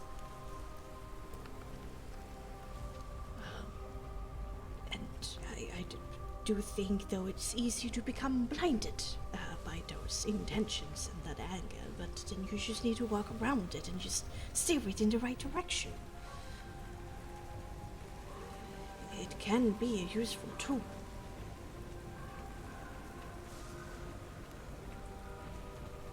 But I have no idea if this rage is something more than it was for Zero.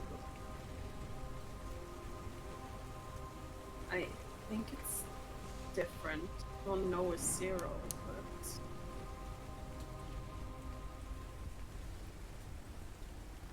I don't know what it is he taps into.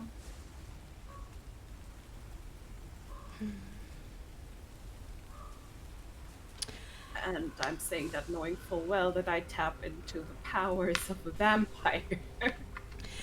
Now, I don't want to go around sounding racist. But I did Yeah, we're not. just pulling the I'm not racist but card. I did have some bad experiences whenever I bounce into the Vistani. But through traveling through my mind, I guess, I came to realize that he was not like them. It was different. Well, I think Nyx, he is different, but he's also at least part of a Vistani, and he has done everything to fight against that part of him. But isn't this then a point of opportunity then? If we can figure out Nyx, then perhaps we can free the Vistani as well. And if the devil is without her Vistani army, well, then there's no fresh blood from outside of the mists, no? Well, Nyx is a special case. Yes, I never seen Vistani bleed, but I presume it's not a liquid mercury. That's... Yes, his father wasn't a Vistani, but that's not really my place to tell. Right. Well, I mean, maybe there's a clue or a... We're kind of losing him. Cannot... Yes. Do not split the party. Yes, Let's but start walking. Esmeralda is also a Vistani that fought against their draw towards Strahd. Never heard that name. She You is, talked to her through a sending spell yesterday, Yes. no? Yes, I did. She is Nyx's cousin, Alright. and she studied under Van Richten. Van Richten? Oh, Vistani under Van Richten. Yes. Well, if anybody could beat something out of a person, I guess that would be Rickton. Terrifying fellow. He is. Yeah, but I mean, this is interesting. I mean, we should definitely interview this Esmeralda and compare. And If we can get the chance, but we are a little bit busy also. That's true. That's true. But I may have all a in little all, this is pretty hopeful, no? Did you know Rickton is in Barovia? So that explains. No, wait. Time-wise, no. Wait, what? Why would he? Was it the allure of the mysterious count? Strahd has a son. Strahd has a son? His son. Rickton his has a son. Strahd has a son. Oh, sorry. Just like live areas. Sorry, my voice Mine is fuck. dying on me. It's okay. My voice also dies while role-playing areas. I'm not made for that low, growly voice. He does.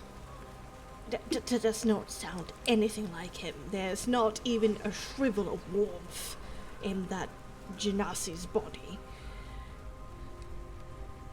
Poor child.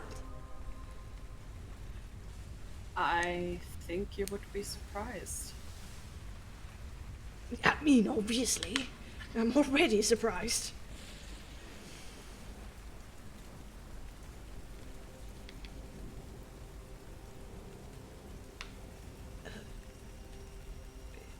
How did Strahd get Rickton's secret child?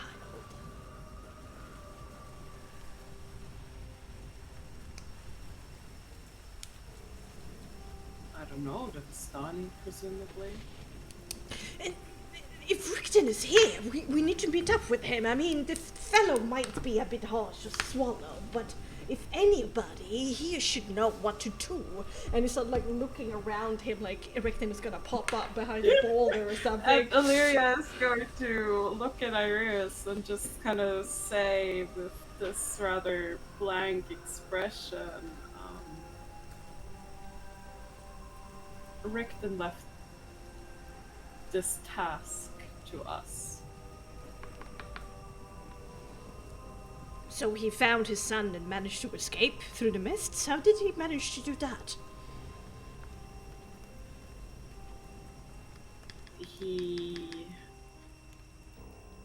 Or is he off on some secret mission? I can't tell you. I have important things to do. That kind of thing. He more or less voluntarily let me give him to Strahd.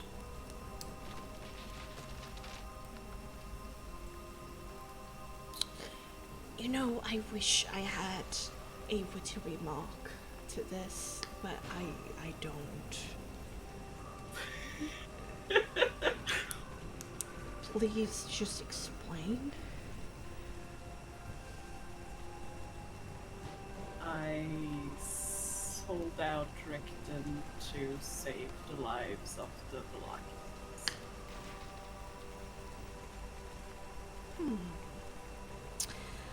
Well, the little I know about the Valakians is that they are more pleasant than the man in person, so I don't know if I can blame you. She does chuckle a little bit at that.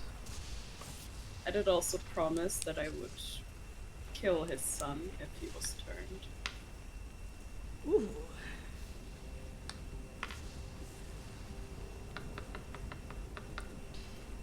Yeah. But But I think that's a discussion for another time. And I didn't think this morning could get gloomier than this, but here we are. Okay, so no Rickton around. Well, at least good, I don't need to look over my shoulder.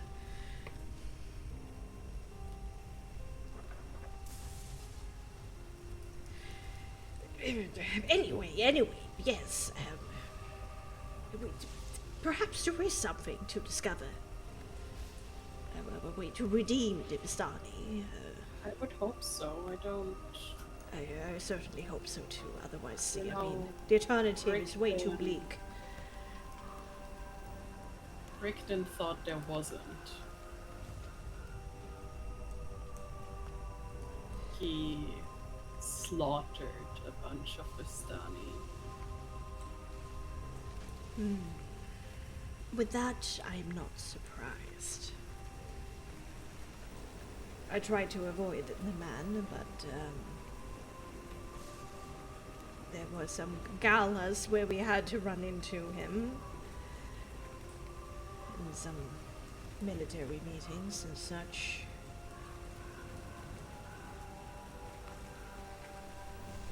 My condolences. Thank you.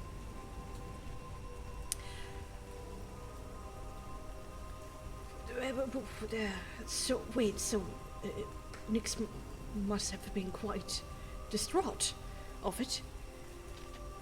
It's another time that I saw him wear that fiery crown. So, I see a bit of a pattern forming, don't you?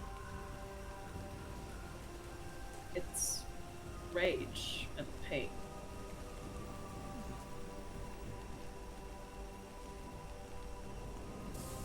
And what was the catalyst of him going back to normal? Not being able to summon this crown of fire? Because whenever he finds some sort of peace or forgiveness for people who wronged him. Oh, Not that Amartya's mother deserves any. well then. You hear that, Amartya? Yes, I do hear that loud and clear. I think we are going to be safe. We just need to challenge all of that anger and stuff to resolution. And we might get it back. And maybe we might be able to do it without the Visani as well. Who knows? Cannot be all rotten to the core, can they?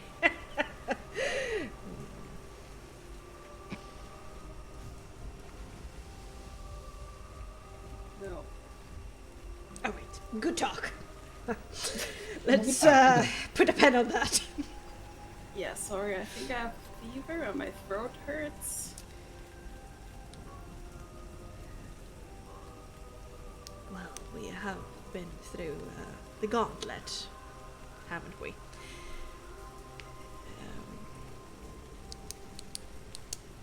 I don't know what you guys want to do, whatever you think is right, but whatever it is, I'm here. To the end. Thank you.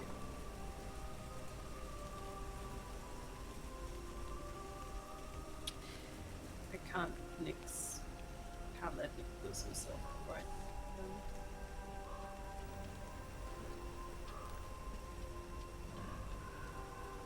He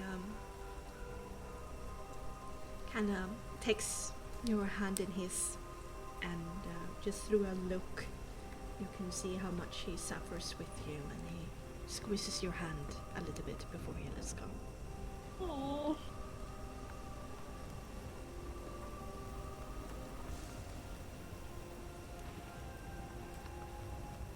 Okay.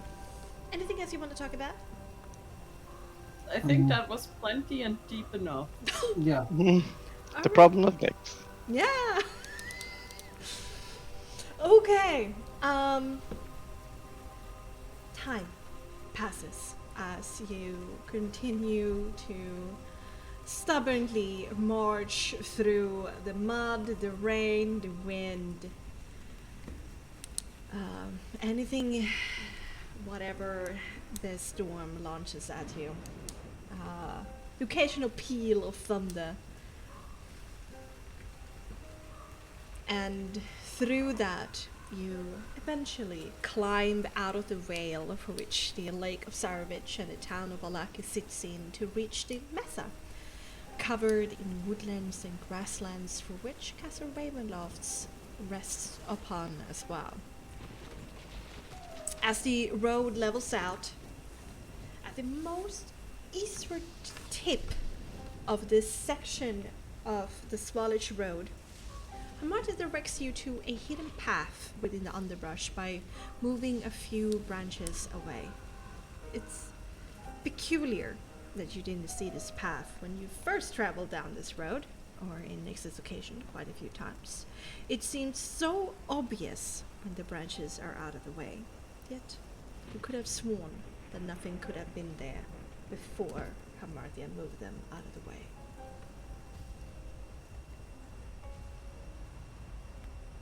You look at each other. It's like a tunnel or something. Well, it was Almost like something. illusory, maybe a bit more. Like, it's not until you move these specific branches away that the path is revealed.